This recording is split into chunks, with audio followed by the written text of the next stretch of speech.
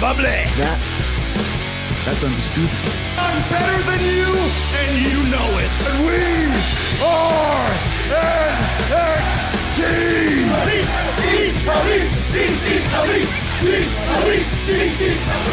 War Games.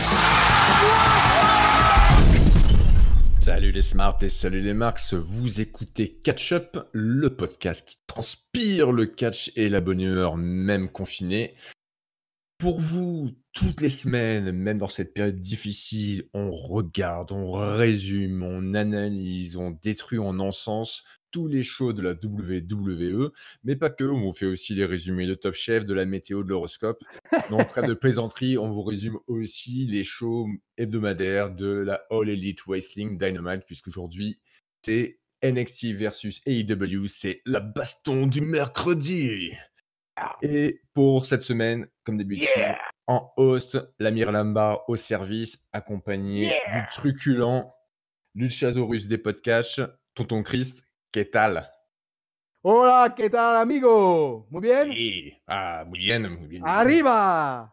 Arriba, grand fan de Luchador et de Si, Lucha si, Libre si, si. devant Et l'éternel. il me semble que dans cette preview, il va y avoir un luchador qui va apparaître à un moment ou un autre. Oui, En tout cas, enfin. salut l'amiral, salut le peuple de catch-up. Préparez à toute la pharmacie, aujourd'hui, c'est la baston du mercredi. Seulement la baston du mercredi du 22 avril 2020. Petit tour comme d'hab du côté des audiences américaines, eh bien, après 2 semaines où NXT arrivait à prendre une légère tête d'avance d'une quelques milliers, 2000 spectateurs sur AEW, eh bien, c'est la tendance qui s'inverse, puisque cette semaine, AEW a un petit big up dans ses ratings avec 731 000 spectateurs à la télé, contre 665 000 pour NXT, et donc c'est plus 7% pour AEW et moins 4% pour NXT. Voilà, donc on retourne à plus ou moins la tendance depuis le début, où c'est généralement AEW qui est devant NXT. On est toujours pas loin, ils sont à moins de 100 000 l'un de l'autre, ce qui est faible. Mais voilà, petit avantage pour AEW. C'est une vraie bagarre. C'est une vraie bagarre. Jusqu'à la fin, on ne saura pas qui sera KO, je pense. Que non, c'est clair et net. Fight forever. On y est. C'est parfait. Et du coup, la semaine dernière, eh bien, c'était AEW qui avait été élu par notre éminent conseil, à savoir nous deux, le meilleur show de la semaine. Voilà. Donc, comme d'habitude, honneur au vainqueur. On va commencer par parler du Dynamite de cette semaine, donc du 22 avril, comme on vous l'a dit, en direct, toujours d'un coin, on sait où, en Géorgie, donc le gymnase de la Nightmare Academy, qui est le terrain d'entraînement de Cutie Marshall. Ouais, tout à fait. Voilà, qui tient un peu un terrain de développement là-bas et qui fournit semaine après semaine des extras, des jobbers, des announcement talent et aussi du public pour les shows de Dynamite. Et donc cette semaine, on commence pas dans cette salle, mais on commence en fait, petit crossover avec SmackDown. On commence dans la salle du hacker de SmackDown, et on voit que c'est, my God, c'est Cody Rhodes qui est en fait le hacker de SmackDown, qui regarde des écrans et qui passe en revue, pas les tag team de SmackDown, mais qui passe en revue les contenders du championnat, du tournoi qui actuellement occupe la AEW depuis quelques semaines et pour encore quelques semaines, le tournoi pour couronner le premier TNT Champion. Donc voilà, Cody qui a plein d'écrans super high-tech, il fait un peu la revue des différents contenders de ce tournoi, il se demande où est-ce que je me place dans ce tournoi, on voit un enregistrement, on entend un enregistrement de Arn Anderson, avec des petites fiches, tout ça c'est très, très mystérieux ce qui se passe. Et donc voilà, Cody Rhodes qui dit que c'est pas rien, un gros network comme la TNT et Warner demande à AEW de faire un championnat à l'effigie de leur chaîne.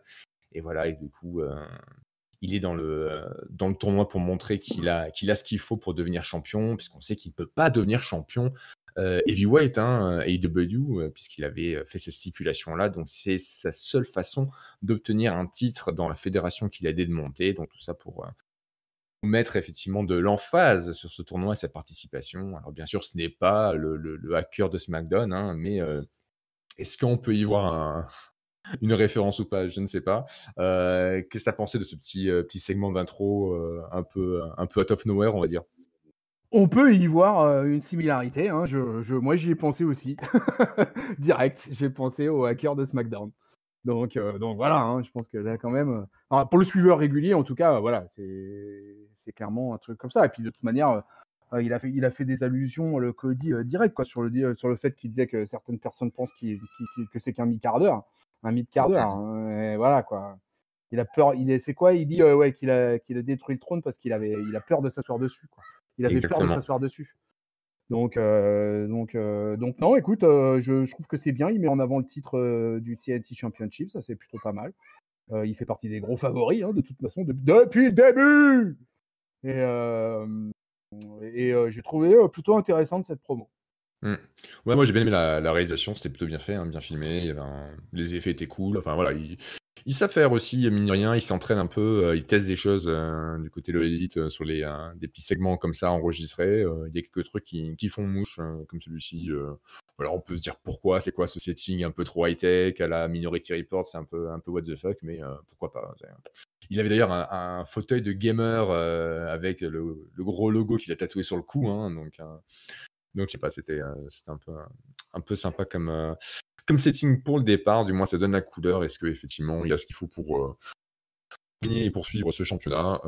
Bien sûr, il n'a pas de match ce soir, hein, mais bientôt, la semaine prochaine, il aura sa demi-finale contre soit Sami Guevara, soit Darby Allin, qui s'affrontent dans le premier tour. Et c'est d'ailleurs le match de départ qui ouvre le show cette semaine. Et on a bien sûr aux commentaires, comme depuis 2 semaines, Tony Schiavone et Chris Jericho qui fait notre bonheur, puisque Jericho est toujours aussi excellent et tout simplement drôle. Il est juste ultra drôle, ce mec, au micro. Donc là, c'est une très bonne utilisation que de le faire speaker avec Schiavone. Donc, premier match de la soirée, Sami Guevara contre Darby Allin. Un dream match pour toi, ça? Ouais, un dream match dans attends. les Young and La Comers. semaine dernière, tu m'as dit que dans 4-5 ans, Darby Allin, Sami Guevara, ça sera un main event de pay-per-view à la AEW. Donc pour toi, match de rêve, quoi. Un quart de finale du TNT Championship Tournament. Voilà, Darby Allin, Sami Guevara. On a servi l'amiral sur un plateau. Exactement. Alors, pas en main event, hein, j'aurais bien mis en main event. Là, on est encore dans un opener. Tu avais dit dans 4-5 ans. C'est ça, dans 4-5 ans. Donc là, on est sur un opener de weekly. Voilà, un mercredi soir. Et mais moi, je pensais à toi, tu vois. Hein, je pense à toi, mon amiral. Et je me suis dit, amiral, il doit kiffer d'avoir un Darby Allin, Sami Guevara en opener de Dynamite. Ouais, exactement, puisque effectivement, je voyais aussi bien l'un que l'autre pouvant l'emporter, même si j'avais un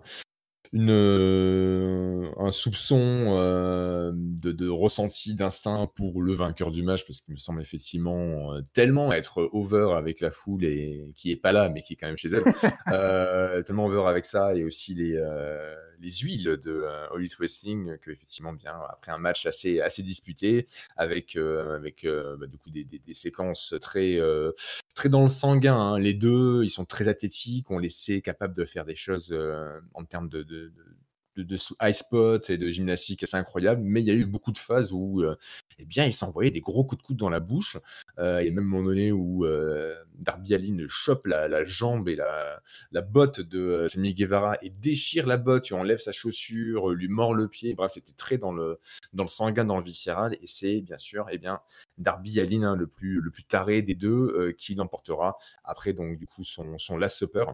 Donc une prise de finition, il a le coffin drop qu'on connaît, mais il a aussi cette prise de finition là. Donc voilà, Darby Allin gagne son ticket pour aller affronter la semaine prochaine Cody en demi-finale, ce qui fait du coup écho à un match en tag team qu'ils ont eu il y a quelques semaines contre le Inner Circle, qu'ils ont perdu, et Darby Allin, alors que Cody était là un peu pour réconforter, Darby Allin a envoyé un gros coup dans la bouche à Cody, donc du coup il continue, il mène l'affrontement entre les deux, qui sont plus ou moins alignés, qui sont tous les deux face, hein, et qui ont les mêmes adversaires, le Inner Circle. Mais il y a cette petite brouille qui plane, sachant que il y a eu un match entre les deux qui avait été assez encensé à Full Gear, il me semble, où il y avait eu du coup un match nul entre Cody et Darby. Donc c'est assez logique qu'on les retrouve la semaine prochaine dans la finale. Qu'est-ce que tu as pensé de cet opener et du coup de la perspective d'avoir un nouveau match entre Allin et Cody? Alors c'est bien parce que on est vraiment dans le thème de la baston là. Parce que moi je suis pas du tout en raccord avec toi sur plein de choses, quoi. Ah bien sûr. Et voilà, tu sais déjà que je n'aime peu Darby Allin, vraiment très peu. Oui. Et que je trouve des qualités à Sammy Guevara, mais il y a je le trouve trop green. Mais il me fait bien marrer parce qu'il est dans le cadre d'un clan. Et donc, du coup, c'est pour ça qu'il passe mieux auprès de moi que Darby Allin, qui est un lonesome wolf. Et voilà, et qui est. Voilà. Donc, mais Darby Allin, je déteste Darby Allin dans le ring. C'est vraiment. Ça ne passe pas avec moi, quoi. Il y a plein de trucs avec ce gars-là, malheureusement, qui ne passent pas du tout pour l'instant. Alors, je sais, j'ai entendu tes arguments, il est jeune et tout, et donc moi, en tant que vieux Luchasaurus, je lui laisse du temps, il a le droit à des années. Moi, là-dessus, d'ailleurs, je pense que je ne serais pas un vieux suiveur de catch si je n'avais pas appris avec les années et les décennies, j'ai envie de dire, à laisser la place au temps pour un catcheur, quoi. Voilà, et un catcheur se fait pas en 3 mois, en 1 an, en 2 ans. Non, il se fait sur une carrière de 10 piges déjà pour commencer. Et s'il est bon, il en fera 15 ou 20, quoi. Donc, Darby Allin, je veux lui laisser du crédit. C'est un jeune. Allez, la jeunesse. Et Sammy Guevara, c'est pareil. C'est un jeune. Il vient du monde latino. Donc, à mes yeux, il a certaines grâces. Et voilà. Le match qu'ils ont livré était pas trop mal. Pas trop mal. C'était globalement pas trop mal. J'ai trouvé Allin un peu plus safe. Donc déjà, tu vois, voilà, il a déjà progressé sur un opener de weekly pour moi, à mes yeux.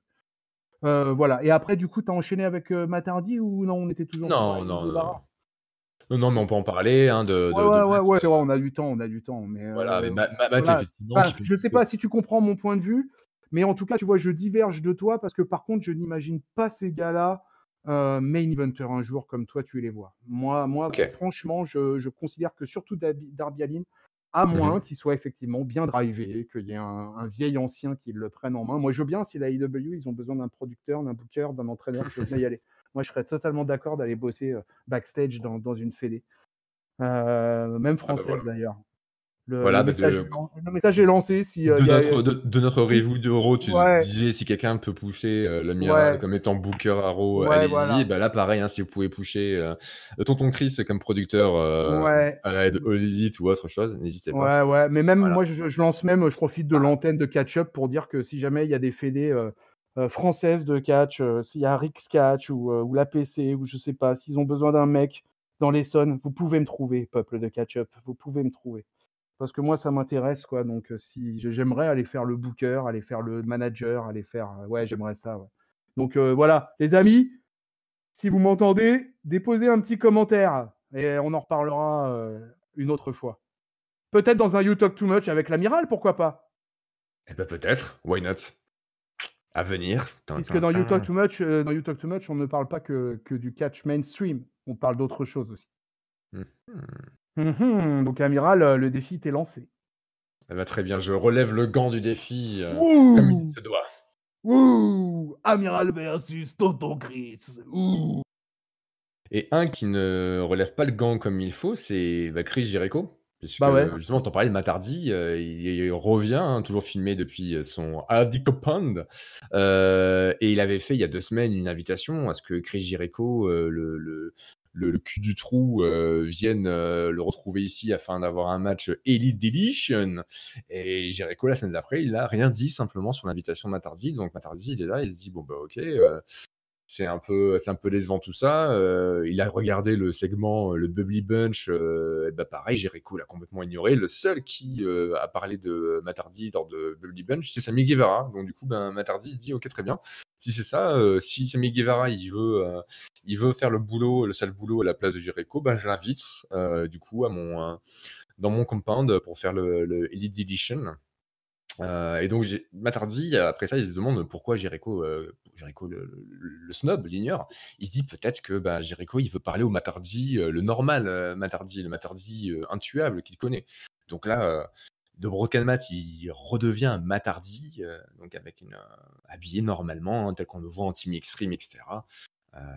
Voilà, donc du coup, un Matt Hardy tel qu'on connaît, plus classique, qui va lui parler, lui expliquer pourquoi Matt Hardy s'est tout simplement aligné avec l'élite, parce que c'est les piliers de la All Elite Wrestling, que la All Elite Wrestling c'est le futur, et que Jericho, tout ce qu'il veut, c'est le chaos, c'est détruire ses piliers afin de pouvoir régner sur les cendres de cette nouvelle fédération de catch, et Matt Hardy ne peut pas laisser faire ça, tout simplement.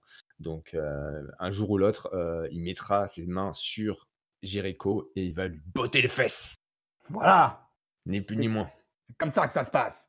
Eh ben oui, c'est comme ça que ça se passe.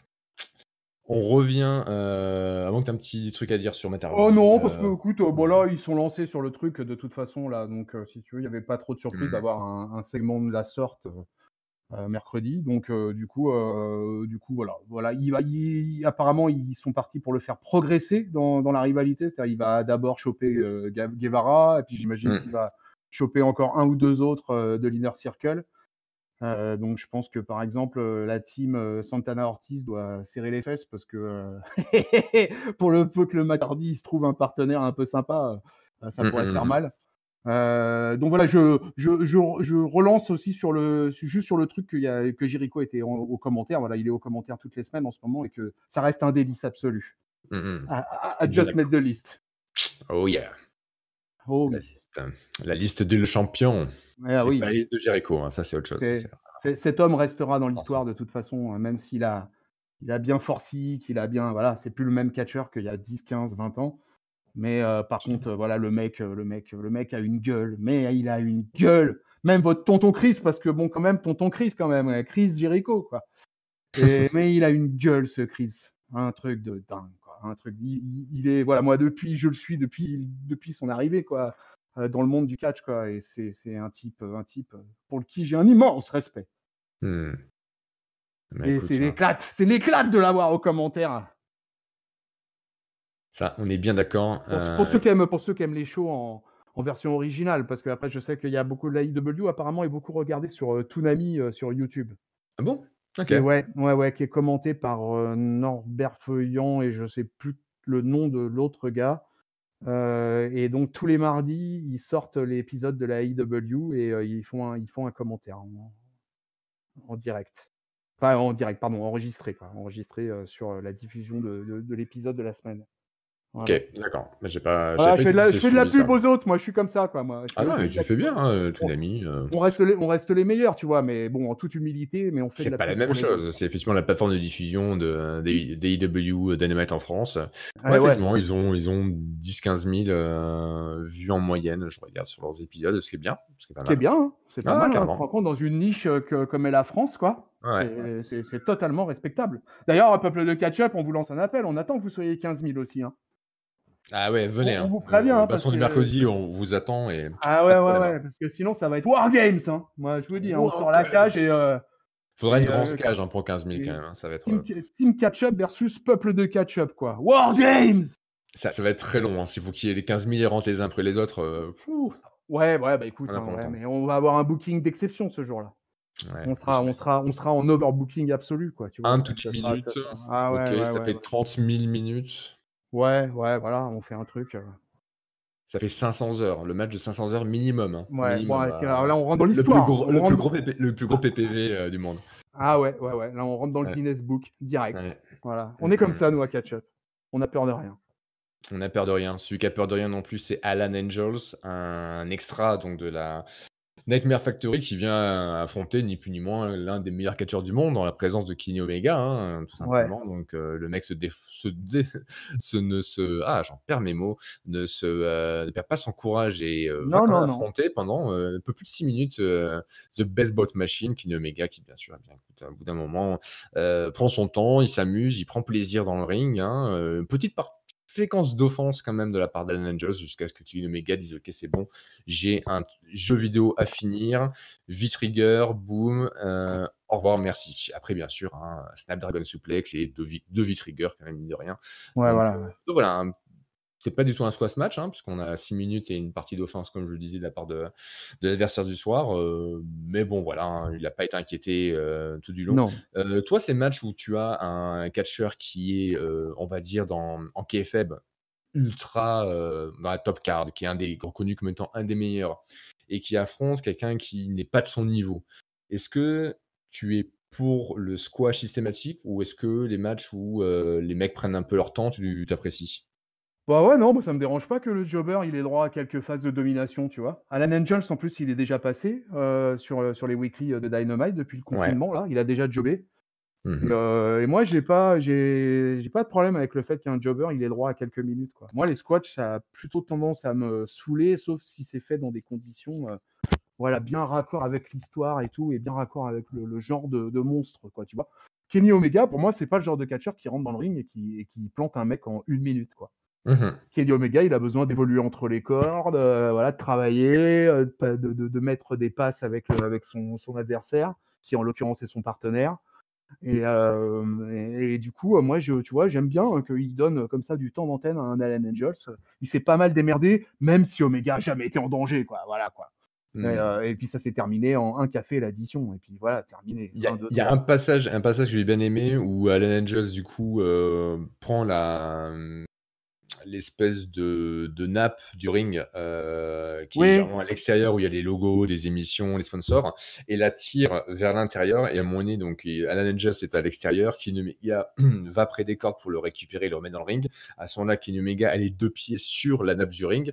Et là, Alan Angels récupère la nappe et tire d'un coup sec, comme vous savez, une ouais. nappe de table avec les assiettes et les tasses, où on l'enlève pour que rien ne tombe. Et effectivement, bah, là, Kenny Omega tombe les fesses sur le sol suite à ça. Je trouve ça un peu rigolo. En plus, Oui, Jericho l'a oui. encore très très bien vendu au micro. Hein. Il en a parlé, il a fait tout un truc autour. C'était bien rigolo, quoi. Donc voilà, bon, moi aussi, je suis Ouais. pas, ça ne me dérange pas d'avoir des gens qui, censément, sont parmi les meilleurs catcheurs du monde, qui font des classiques de 1 heure contre Okada au Tokyo Dome. Prendre 6 minutes pour se débarrasser d'un opposant qu'on connaît pas trop. Je sais que des personnes n'aiment pas trop ça parce que c'est pas très réaliste par rapport au kayfabe, etc. Mais bon, voilà, moi, j'ai rien contre non plus. Je suis un peu comme toi là-dessus. Ça me choque pas, quoi. Ouais, ouais. J'ai pas de problème avec ça. Mm. Mm. Ouais, il y a des squats qui sont très bien. Voilà, Mm. il y a des storylines et des catcheurs avec qui ça passe nickel. Et puis, il y en a d'autres avec qui, même le top quart d'heure, au final, on est quand même content de le voir catcher. Ouais. Donc du coup, s'il donne 6 minutes de son temps dans un weekly sous confinement, bon, Mm. moi, de toute façon, tu sais depuis le début, hein, moi, j'ai que du respect pour les mecs, pour les workers. Hein. Moi, voilà, Mm. pour moi, les catcheurs, depuis le début de cette histoire de Coronamania, là, clairement, voilà, j'ai que du respect pour eux. Donc Mm. voilà, Omega, tu me donnes 6 minutes, et ben je les prends. J'ai bien aimé une petite séquence qu'on avait déjà vue la semaine dernière ou il y a 2 semaines, juste avant ce match. C'est Taz qui, de temps en temps, vient faire commentaire, hein, qui fait un post-show sur YouTube avec Jim Ross notamment, qui fait un petit focus sur des catcheurs et sur leur technique. Et là, Ah donc, ouais? avant ce match, on avait une petite séquence de 30 secondes où on revoit des matchs de Kenny Omega et Taz qui va décrypter Ah ouais. techniquement bien 2 moves d'Omega, le Snapdragon Suplex et le V-Trigger, avec des arrêts sur image, des focus. Donc Taz qui nous raconte genre voilà, attention, là vous voyez, il me balance d'abord son genou gauche pour prendre de l'élan et faire un mouvement, puis après le genou droit. Bref, je sais pas ce que t'en penses. Moi j'ai trouvé ça plutôt Ben, cool moi parce aussi. que Ouais, ouais. ça renforce un petit peu le côté sport. C'est un peu une tradition qu'on voit au niveau du football américain, beaucoup, où ils vont pareil analyser sur les ESPN, etc. Eh ben, tel quarterback, son lancé, sa balance en faisant des focus avec pareil, des interfaces un peu high-tech pour montrer son mouvement, le décomposer, pour comprendre. Et je trouve que ça aide un peu à vendre certains moves en expliquant toujours en kayfabe pourquoi c'est un move dévastateur, pourquoi ça met KO et pourquoi tu gagnes avec. Et je trouve que c'est Ouais. plutôt, s'il continue à aller vers ça, moi j'aimerais bien qu'il continue parce que ça mange pas de pain, hein, c'est 30 secondes, 1 minute maximum, et ça rajoute un peu ça glorifie, ça aide à glorifier et mettre over certains moves et des décortiquer. Je trouve que ça rajoute un petit côté sportif qui est pas déconnant. Moi j'aime bien ça. Ouais, ouais, Donc voilà. moi aussi, j'adhère bien à ce truc-là. C'était bien foutu. Voilà, Mm. c'est rapide, donc effectivement, c'est pas un truc Ouais. qui, tu vois, où tu te dis, voilà, ils peuvent en faire plein sur différents catcheurs. Et je trouve que Mm. c'est plutôt que nous balancer toujours les sempiternelles vidéos avec des images successives du catcheur. Et bah là, voilà, t'as un truc avec une explication, une mise en abîme, j'ai envie de dire. Mhm. Et voilà, et effectivement, comme tu dis, ça permet aussi de rappeler aux gens que, ok, le catch c'est fake, mais les mecs ils mettent leur corps en jeu, et body on the line, Mm. et beaucoup de coups pris. Je vous recommande d'aller écouter Sturi dans le You Talk Too Much. En même temps, je vends ma cam.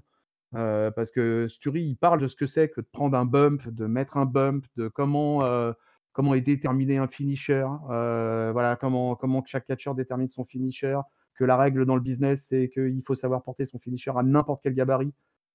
c'est la seule manière. Voilà, si tu contrôles pas ça, c'est pas la peine. Faut que tu fasses un autre finisher. Et tu vois, donc voilà pourquoi ce genre de segment, ouais, m'intéresse. Cool. Ensuite, on a Scorpio Sky qui nous raconte un peu sa vie, une première partie, puisqu'on aura donc du coup la suite la semaine prochaine, on imagine, où on apprend un peu plus à connaître le truculent et bondissant membre de SCU, voilà, qui nous raconte, comme pas mal de gens dans le catch ces dernières années, qu'il est fan et qu'il a toujours voulu faire ça de Ça, sa il est vie. taillé, lui, hein. Voilà, qu'il a jamais voulu faire rien d'autre, que sa mère lui a dit qu'il avait un truc spécial, qu'il a été blessé, qu'il a combattu la blessure et qu'il a failli abandonner le catch. Et il a dit, ok, je laisse encore une année pour faire quelque chose de ma carrière. Et c'est l'année où il s'est rapproché de Christopher Daniels et Frankie Kazarian pour former SCU suite au prochain épisode d'histoire, la backstory de Scorpio Sky. Voilà, pareil, ce genre de petit segment pour développer un peu des personnages. Ouais, alors on nous a un T'aimes truc bien, plus, t'aimes plus, pas? ouais, on a un truc plus habituel, hein, je vais te dire. Oui, Tu vois, oui, là, c'est du vraiment, classique. franchement, là, pour le coup, c'était vraiment classique.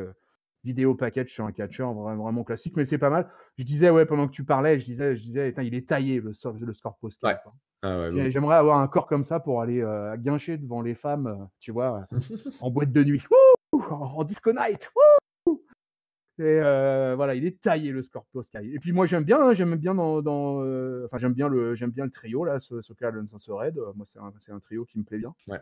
Moi, je me demande si cette vidéo, c'est pas pour après le préparer à une carrière solo, un run, ou du moins un run solo, Ah quoi, ouais, qui est peut-être. pas, Ah ouais, pas ouais, qui peut-être. s'embrouille avec Daniels et Kazarian pour autant, mais Scorpio Sky a franchement tous les cartes, tous les atouts pour être en solo et aller chercher des titres ou autre, parce qu'il est vraiment, Ouais, il est t'as bon au raison. Ouais. micro, il a un bon look, il est athlétique, il est balèze, enfin il a Il est bon dans le ring. il a toutes les cartes, quoi. C'est vrai qu'il a toutes les cartes, t'as raison. Ouais, Mhm. voilà.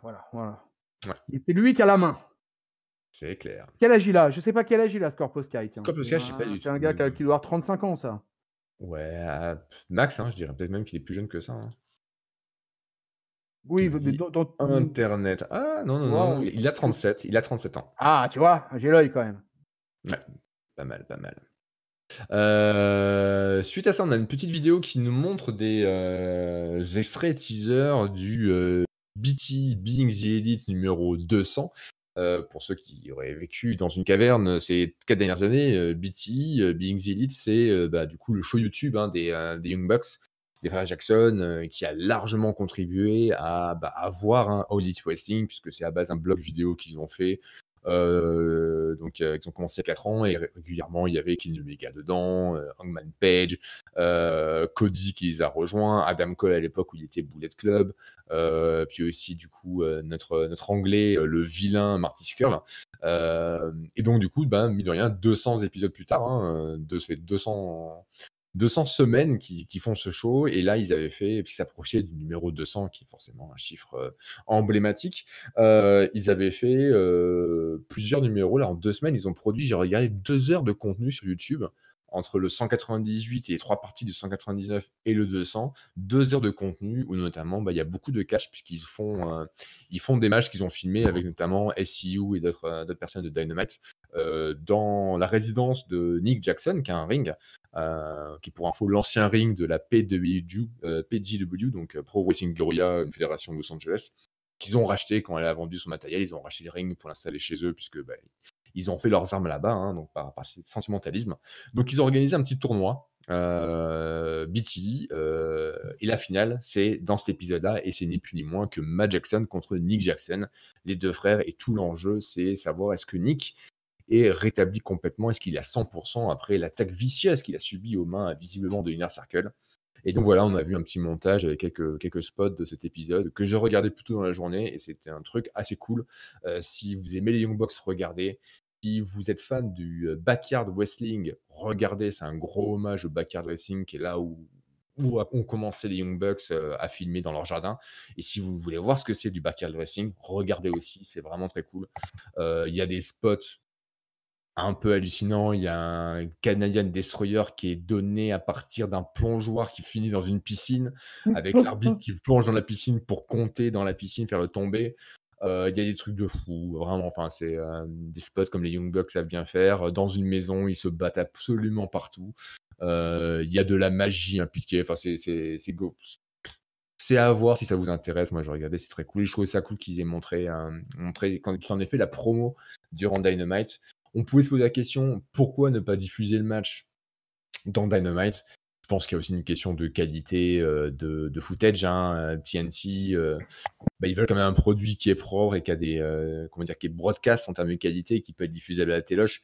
Là, Bing's Elite, c'est filmé avec 4-5 téléphones ou appareils photo de type Canon Reflex, donc du coup, ça n'a pas non plus la qualité de ce qu'on peut diffuser à la télé. Mais dans tous les cas, en termes de catch, fun et backyard racing, comme je disais, c'est à voir, franchement. Ouais.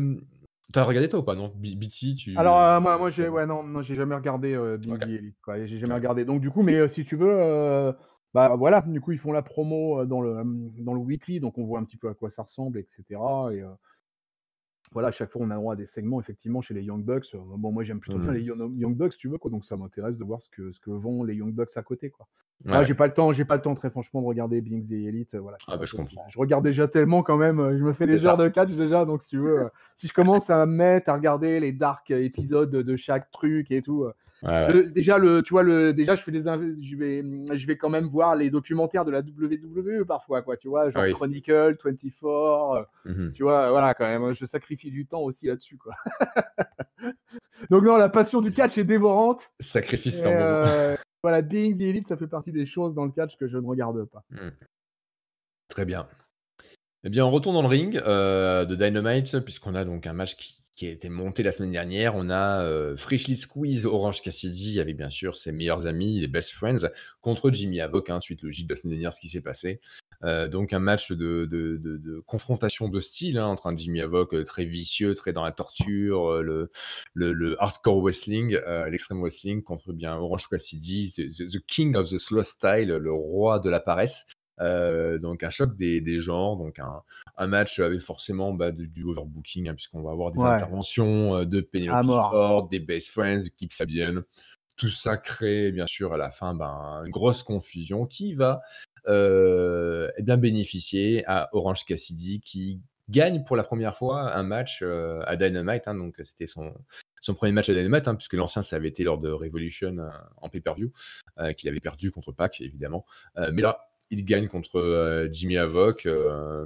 Notamment, il y avait un passage qui était rigolo où Jimmy Havoc prend Cassidy et à l'extérieur et le dépose comme on fait généralement sur les cordes, qui vient un peu sonner les roustons, mais là sur la barricade de sécurité. Et Chris Jericho, toujours impérial, le champion au micro, dira voilà, Jimmy Havoc, il vous explique pourquoi on met toujours des barrières de sécurité, même dans une salle sans public. C'est pour pouvoir s'en servir comme arbre et péter les roustons de ses adversaires.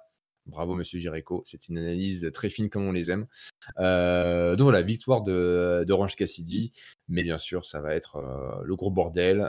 Et un peu plus tard, on va avoir un interview des Best Friends qui seront là avec Orange Cassidy en backstage. Les Best Friends qui seront énervés. On aura un Chucky T super vénère qui mettra les chaînes autour du cou. On aura un Trent qui dira des trucs un peu sombres, mais avec une mine sans expression. Et Orange Cassidy qui dit rien. Et Trent qui dit: est-ce que j'ai envie de combattre Penelope Ford? Mais bien sûr que oui, mais légalement je peux pas, donc du coup je vais me taper son petit copain, je vais tabasser son petit copain pour la peine. Et on va aussi se battre contre Jimmy Havoc, pour une raison quelconque. Donc voilà, semaine prochaine, les Best Friends contre Jimmy Havoc et Keith Sabian. Qu'est-ce que tu as pensé de ce match, la première victoire d'Orange Cassidy Ouais, et de ce programme-là? Bah, ouais, je suis partagé, quoi. Parce que déjà, Jimmy Havoc m'intéresse pas. Ouais, voilà, Kip Sabian ne m'intéresse pas non plus. Penelope Ford m'intéresse beaucoup pour plein de raisons. Ok. Et j'étudie grandement sa carrière. Et Orange Cassidy, je le trouve rigolo. Voilà, mais je suis pas en admiration devant Orange Cassidy, quoi. Je le trouve juste rigolo. Par exemple, je trouve à la fois bizarre et à la fois hilarant son Lazy Splash. Ok. Voilà, tu vois, c'est parce que Ouais. j'étudie quand même, tu vois, les prises de nos chers catcheurs, même à la IW, je vous surveille, les gars, j'ai les yeux partout. Et voilà, et du coup, Cassidy dans un truc que je trouve drôle avec lui, par exemple, c'est alors en même temps on vous fait du play-by-play, peuple de catch-up, mais par exemple il se met face à son adversaire, il est plus ou moins chancelant, tout baissé et tout ça, tout contorsionné. L'autre il est bien haut devant lui et il met ces espèces de claques au ralenti, quoi. Et normalement, ce genre de truc ça marche super bien quand il y a du public, parce que là tout le public fait ouais, et voilà, mais là, tu vois, parce que voilà, on n'a pas encore abordé le fameux sujet du Coronamania, mais voilà, comme d'habitude dans chaque review. Mais voilà, l'absence de public dans ce genre de match, sur moi, c'est terrible. C'est terrible. J'aime déjà pas un Jimmy Havoc à la base, donc si Orange Cassidy, il est utilisé de cette manière-là et qui fait ça, moi, sans le public, je freine des cas de fer et je sors du match. Ouais, je comprends. Et je suis sorti du match. Je t'ai Voilà. déjà C'est parti. on était à Raw. Allez écouter la dernière review de Raw, les amis. Et on était ensemble à Raw et je te l'avais dit déjà. Quoi. Ouais, moi, les matchs, là, tu vois tout ce qu'on a parlé depuis le début et on prend notre temps, mais tous les matchs, à chaque fois, sont la victime de cette absence de public. Ouais. Et moi aussi, je me perds. Eh ben moi, j'avoue que je suis plutôt content de voir cette rivalité entre les Best Friends, Cassidy, Kip Sabian, Penelope Ford et Jimmy Havoc. C'est de la mid-card. C'est ça, c'est la mid-card et je trouve que ça passe bien. Et vraiment, Voilà.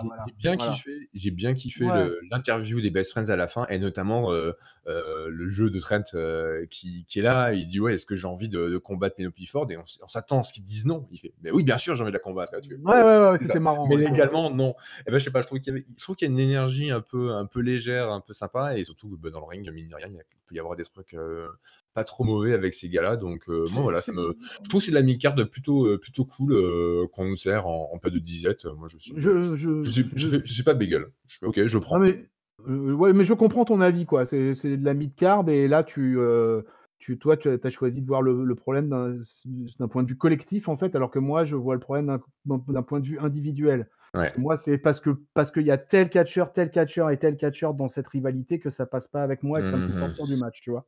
Alors que toi, effectivement, tu englobes le fait, et effectivement, c'est de la mid-card, et que c'est très bien qu'un programme comme Dynamite ait sa mid-card, tu vois, qui ait du temps d'antenne. On parlait du jobber à la Ninjas tout à l'heure, voilà, et là, c'est pareil pour la mid-card, tu vois. Je suis conscient qu'il y a besoin de cette catégorie de catcheurs au sein d'un show.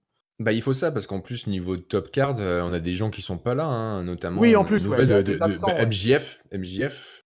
Le gros heel de la fédération, qui a un peu tétanisé tout le monde sur Twitter en faisant des annonces assez dramatiques, en disant il voudrait revenir catcher pour distraire les foules dans cette période de disette et de Coronamania. Mais malheureusement, il a une très mauvaise nouvelle. Quelque chose est arrivé et ça s'empire, et s'empire. Il va tellement avoir besoin d'une chirurgie. Et donc là, on a une vidéo filmée devant son manoir, MJF, qui a l'air grave, qui a deux doigts de pleurer, qui nous dit voilà... lorsqu'il y a quelques semaines, j'étais à Dynamite et qu'on pariait avec Sean Spears et qu'on balançait nos billets, je me suis fait mal, je me suis fait une blessure à l'ongle, et comme je suis un professionnel, du coup j'ai continué à balancer des billets malgré la blessure, sauf qu'elle s'est aggravée, et là on voit la caméra qui recule, qui dézoome, et on voit qu'MJF il a le bras en écharpe. Il fait voilà, j'ai ma blessure à l'ongle est trop grave, je ne sais pas quand je vais pouvoir revenir, mais dès que je serai guéri, je reviendrai pour capturer la ceinture de champion de la All Elite Wrestling. Voilà, c'est très tel le Phoenix. Tel le Phoenix qui renaît de ses cendres. Tel le Phoenix. Alors, est-ce que tu étais aussi dévasté que moi de cette nouvelle? Écoute, je savais. Donc, je peux plus, moi. Mon pauvre Mirage, c'est la goutte de trop, MJF. Son ongle. Ouais. Ah non, mais non, son ongle, ouais, sérieux, quoi. Oui, parce qu'il est meilleur que tout le monde, et on le sait. Mais ouais, c'est pas possible, quoi. Et écoute, en plus, ce qui était intéressant dans ce package vidéo, donc je savais que MJF était gravement blessé et que là, de toute façon, c'était une interruption longue pour lui. Mais par contre, ce que j'ai trouvé cool, c'est qu'il termine justement par le fait qu'il va renaître de ses cendres et qu'il va remporter le titre. Donc ça veut dire qu'il se met dans la title suprême direct. C'était déjà un peu le cas, mais par contre, sa blessure, peut-être que c'est rien. Hein. Enfin, moi, je pense qu'il est pas blessé pour de rien. Peut-être que c'est un work. Ils disent qu'il est blessé à l'ongle, le mec. Ouais, mais je sais pas, dans les reports, ils disent qu'il va avoir une chirurgie et tout, quoi. Oui, donc, mais ça, c'est parce que lui, il l'a annoncé sur Twitter. Je pense que c'est un work. Ouais. Mais c'était aussi... Non, mais t'as raison, c'est certainement un work. Hein. Soit il décide, soit il est vraiment blessé et il s'est dit, ok, je veux pas qu'on me prenne en pitié et que je perde ma hit parce que je suis blessé, parce que généralement, c'est ce qu'on fait, hein, typiquement Thomas Tommaso Ciampa à NXT, c'est exactement le cas. Gros heel, super hit, il est blessé, bah, les gens le prennent en pitié. Peut-être que lui, bah, il dit non, je veux pas qu'on me prenne en pitié, donc je vais faire croire qu'en fait que c'est une connerie, que je suis pas vraiment blessé, c'est une blessure à l'ongle, et que je boude le show pendant Corona Mania, et que voilà. Donc soit c'est le premier cas, soit c'est juste un work de A à Z, juste pour nous faire croire, nous faire Ouais, avaler des vessies des lanternes. ou soit c'est aussi tout simplement une question de gestion du temps. Mhm. C'est-à-dire que peut-être qu'ils se sont dit que MJF, voilà, on est en plein confinement, peut-être qu'ils ont décidé de mettre en quarantaine certains catcheurs, etc. Peut-être que c'était son tour, MJF. Je sais qu'il y a des systèmes où on fait tourner les catcheurs, etc. Tu vois, par exemple en indie, de cette manière-là. Et donc peut-être qu'on a explicité cette storyline pour MJF pour le mettre un peu loin, tout en le gardant quand même au chaud pour la title picture. Et peut-être que ça se trouve, il est prévu de revenir que dans un mois ou dans 2 mois, ou alors il est peut-être prévu de revenir au déconfinement, au moment où il y aura à nouveau du public dans les arénas, et faites un jour. Ça arrivera, ça Je arrivera. pleure comme l'amiral mais non. tout à l'heure. Ah ouais, faites Bon. que le public revienne dans les arénas, s'il vous plaît. J'en peux plus, je Bon. craque aujourd'hui. MJF, il est pas là, mais par contre, son homme de main, This is War, Oui, Wardlow, oui, lui, il est là. lui, il Et est là. on en parlait de vrai squash, et bien c'est un vrai squash. En à peine plus de 2 minutes, Wardlow va détruire Lee Johnson. Voilà. Ouais. Wardlow, qui était ultra dominant sur ce match, hein, qui a fait des overhead Voilà. suplex en envoyant le mec d'un bout du ring à l'autre, et en finissant avec un espèce d'un gros F5 twisté. Ouais, un une sorte de F10. airplane. Un F10, ouais. Un F10. Ouais. Pour toi, ça, Brock Lesnar. Donc voilà, victoire de Wardlow, très, très, très dominante. Voilà, un gros squash. Hein. Et ben voilà, vous voyez, peuple de catch-up, comment on est cohérent chez nous.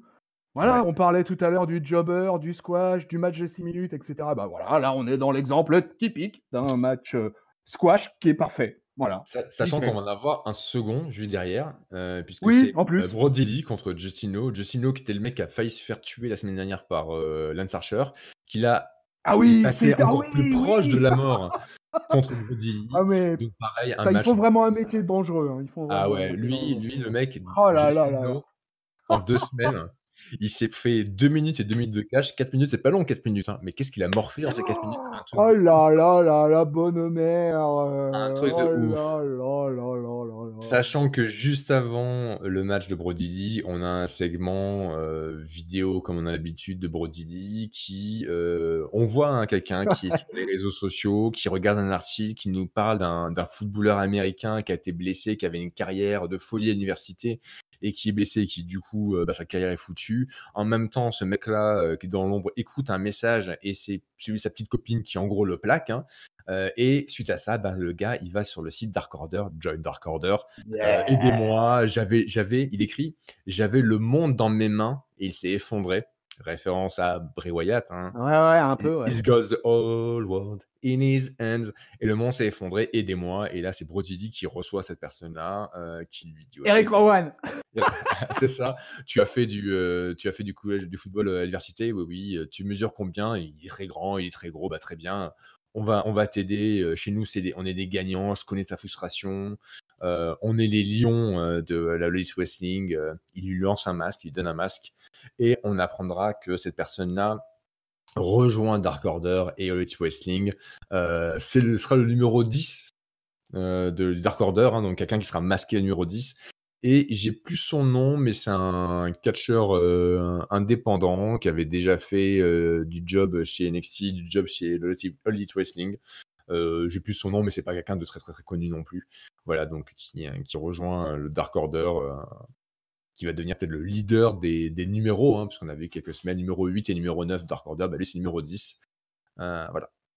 Donc, à la fin du match aussi de Brody Lee, chose notable, eh bien, dans le public, entre guillemets, il y avait Marco Stunt qui défiait du regard et de ses invectives Brody Lee. À la fin du match, Brody Lee qui s'approche de Marco Stunt, assez impassible. Marco Stunt qui fait un peu son Yorkshire.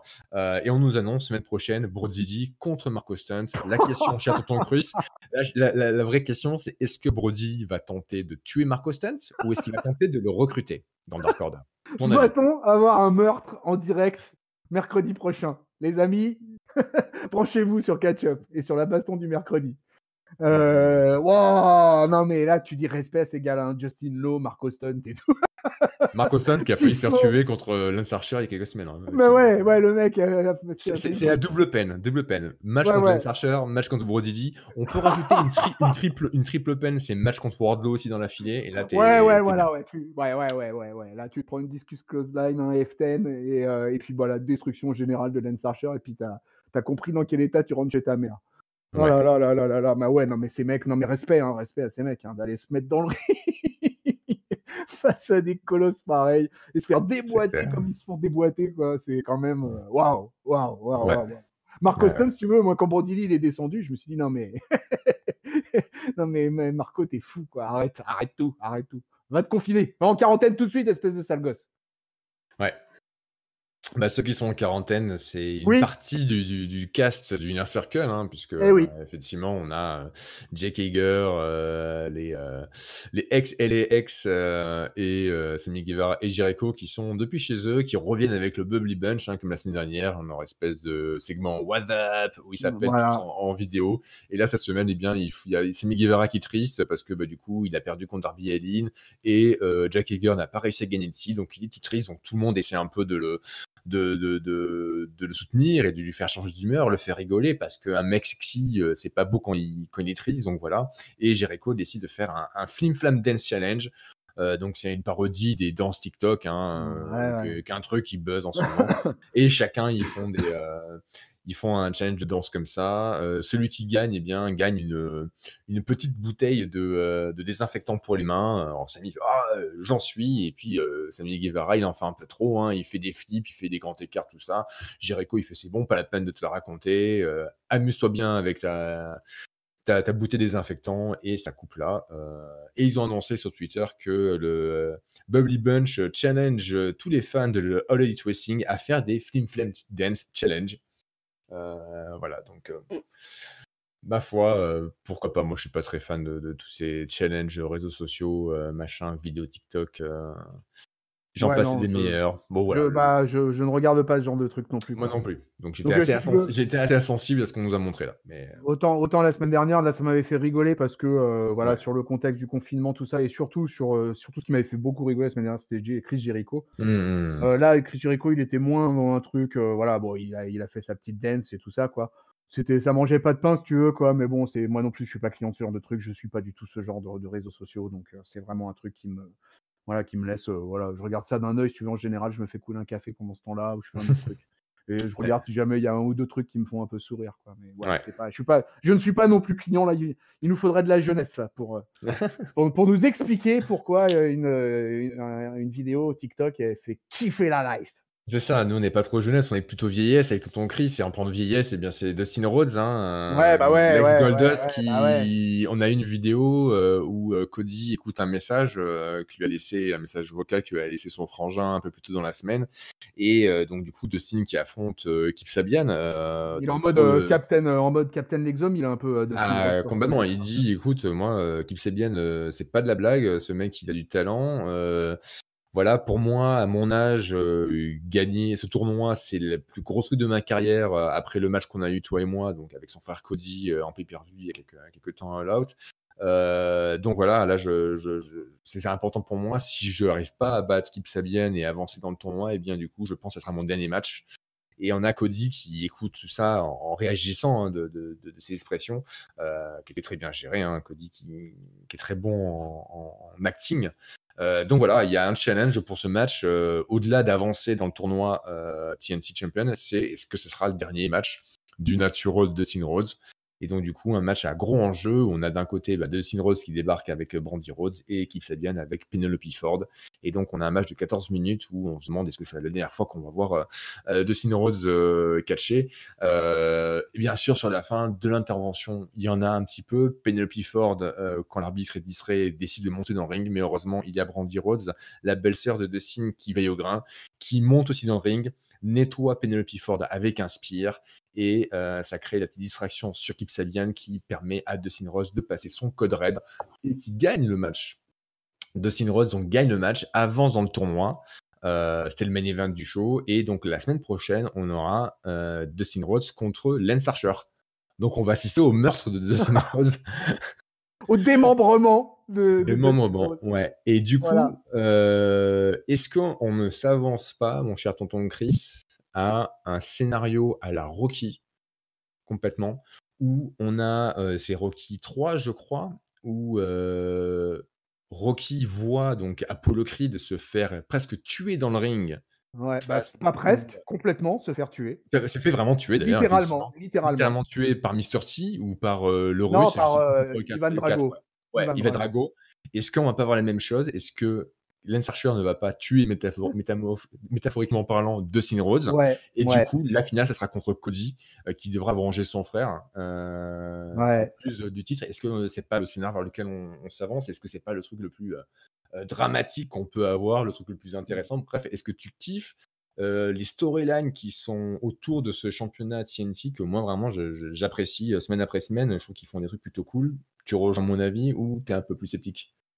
Belle analyse, Matelot, belle analyse. Mais je suis peut-être un petit chouille plus sceptique, mais encore une fois, moi, c'est toujours mon souci, c'est que moi, c'est lié à la présence de tel ou tel catcheur dans la storyline, et que sur le coup, sur ce match-là précisément, sur ce main event, quoi, ça, revoir Kip Sabian une deuxième fois dans la soirée, ça m'emballait pas plus que ça en main event. Ouais. En main event, j'aurais voulu un peu plus de cam, un peu plus. Voilà, il y a une autre Ouais. cam en main event, j'aurais voulu avoir. Tu vois, Dustin non, Rhodes, mais- Kip Sabian, j'en aurais bien parlé si le match il avait été en mid-card. Ouais, mais Par contre, le match en lui-même, je l'ai pas ah, trouvé intéressant. C'est vraiment plus ouais, la storyline, tout ce que oui, ça oui, prépare pour la suite, en fait, en termes d'affrontement avec Lance Archer ouais, Lance ouais, Archer ouais, qui, ouais, depuis le ouais, ouais, début, ouais, veut attirer l'attention de Cody, de César. Et donc là, quelle meilleure option que de démembrer son vieux ouais, ouais, frangin, ouais, quoi. Genre, ok, ouais, tu ouais. vas me regarder maintenant, tu vas me prendre au sérieux et tu vas rien pouvoir faire, mais je vais péter la gueule à ton frère, un truc de ouf, quoi.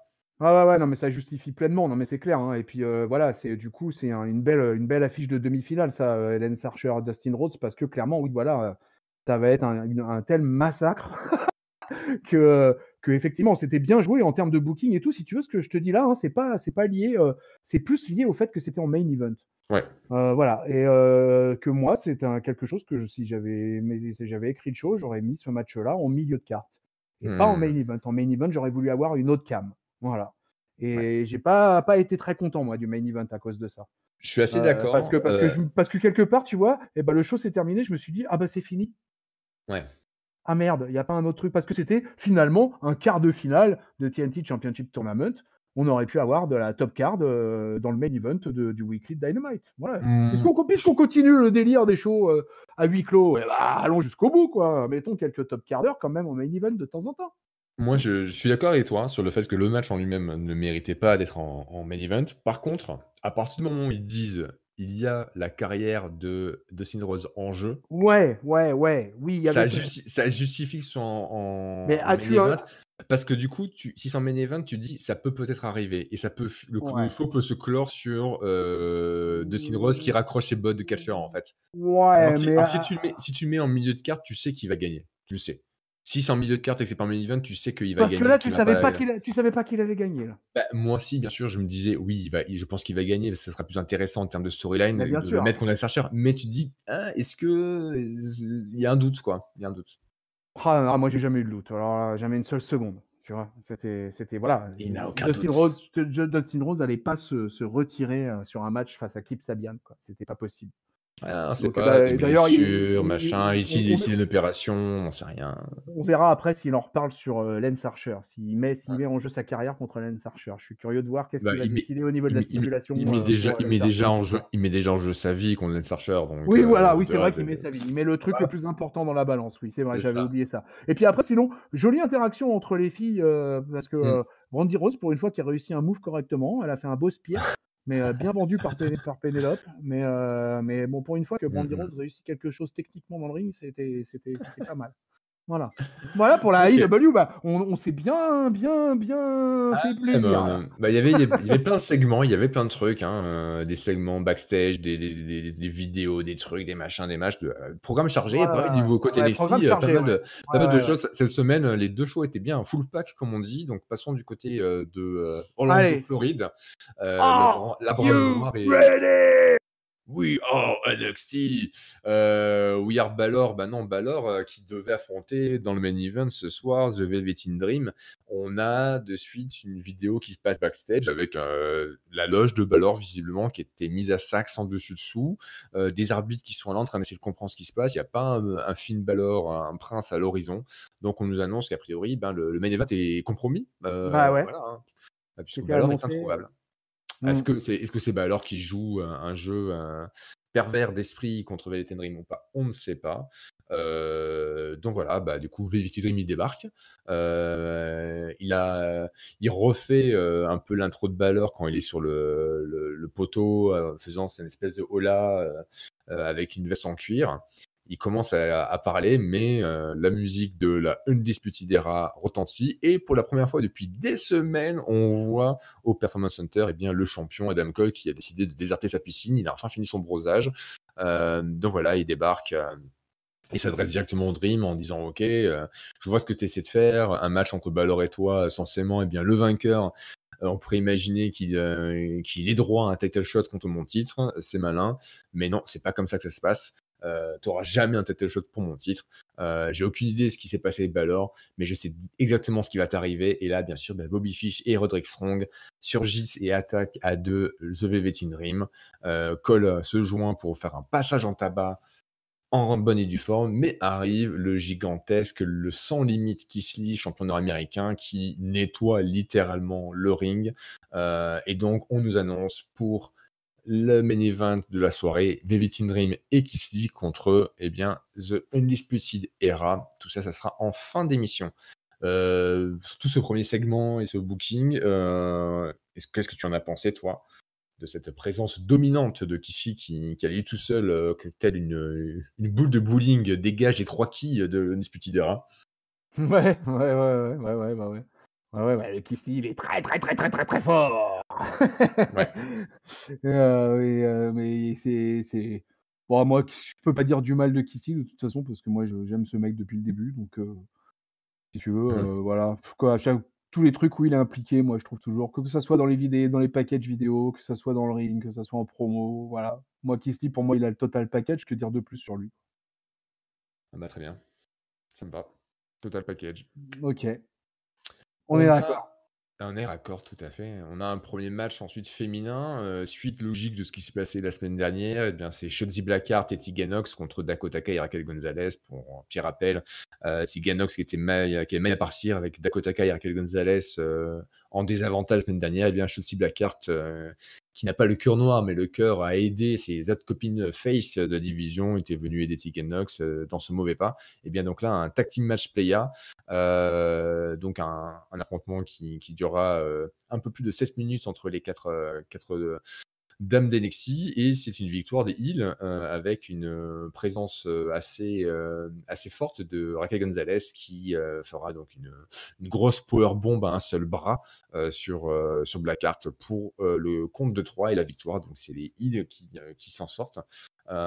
Et ce que j'ai trouvé cool dans ce résultat, c'est que c'était assez logique. Il fallait montrer que Raquel Gonzalez, bah, elle est là et elle compte, quoi.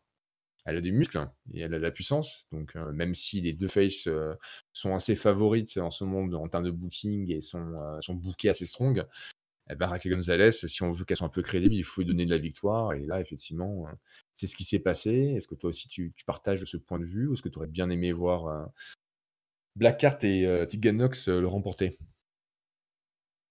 Ouais, non, ouais, je sais pas Oh, trop ça te quoi dire. passionne pas tout ça, là? Ouais, ça m'a pas passionné super ce Ouais. tag team match. Je suis pas super affolé par la Mmh mh. doublette Dakota Kai, Raquel Gonzalez pour l'instant, même si je trouve que Raquel Gonzalez est impressionnante physiquement. Ça, par contre, on peut pas lui retirer ça. Voilà. Shotzi Blackheart, elle m'intéresse. Elle est jeune, cette nénette, non? Et Tegan Nox aussi est jeune. Donc, ces filles-là, à terme, elles iraient. Tegan Nox, j'aimais plutôt bien dans le début de la rivalité avec Dakota Kai. Mmh. Après, ça m'a moins plu parce que c'est Dakota Kai avec qui ça passe pas, moi. OK. Mais voilà, écoute, voilà. Oh, après, c'était un match, voilà, bah, les Heels ont gagné. Voilà, hein, les méchantes, c'est les méchantes qui ont gagné. Voilà. Exactement. Je regarde Ceci Blackheart, elle a, mmh Elle a 29 ans. 29 ans. Ah ouais, ah, Ouais. quand même. J'aurais pensé qu'elle était un peu plus jeune que ça. Ouais. Et Tegan Nox, elle a un peu moins, elle a 26. 26, elle a Voilà. Tegan Nox. Ouais. D'accord. Ok. Très bien. Donc, Très bonne information. exactement. C'est ça. À Catch Up, on vous donne des vraies infos. Ouais. Du côté NXT, on a aussi un tournoi. Il n'y a pas que du côté AEW, on en parlait la semaine dernière, le tournoi pour couronner le champion intérimaire Cruiserweight. Et donc ce soir, on va avoir beaucoup de matchs au sujet de ce tournoi-là. Et le premier, c'est Drake Maverick contre Jake Atlas. Alors Drake Maverick, il fait partie de ceux qui ont été virés. Il y a 2 semaines de la WWE, il y a une vingtaine de catcheurs qui ont été virés, notamment Drake Maverick, mais il est quand même là. C'est sa dernière chance, un dernier moment à la WWE, ces matchs. Et il y a une petite vidéo qu'il a postée sur Twitter qui nous est présentée, où il est face cam, très émotif, très triste.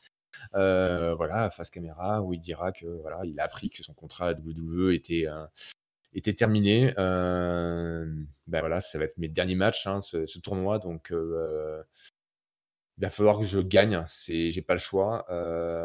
Si je perds, eh bien, tout ceci sera pour rien. Donc du coup, voilà, j'ai le couteau sous la gorge, comme on dit. Donc du coup, un match entre les deux, un match de 6 minutes, où Drake Maverick dira plusieurs fois à Jake Atlas qu'il a besoin de gagner. Mais Jake Atlas, il dira, moi aussi, j'ai besoin de ça, parce que je débute ma carrière devant moi, donc il faut que je fasse forte impression.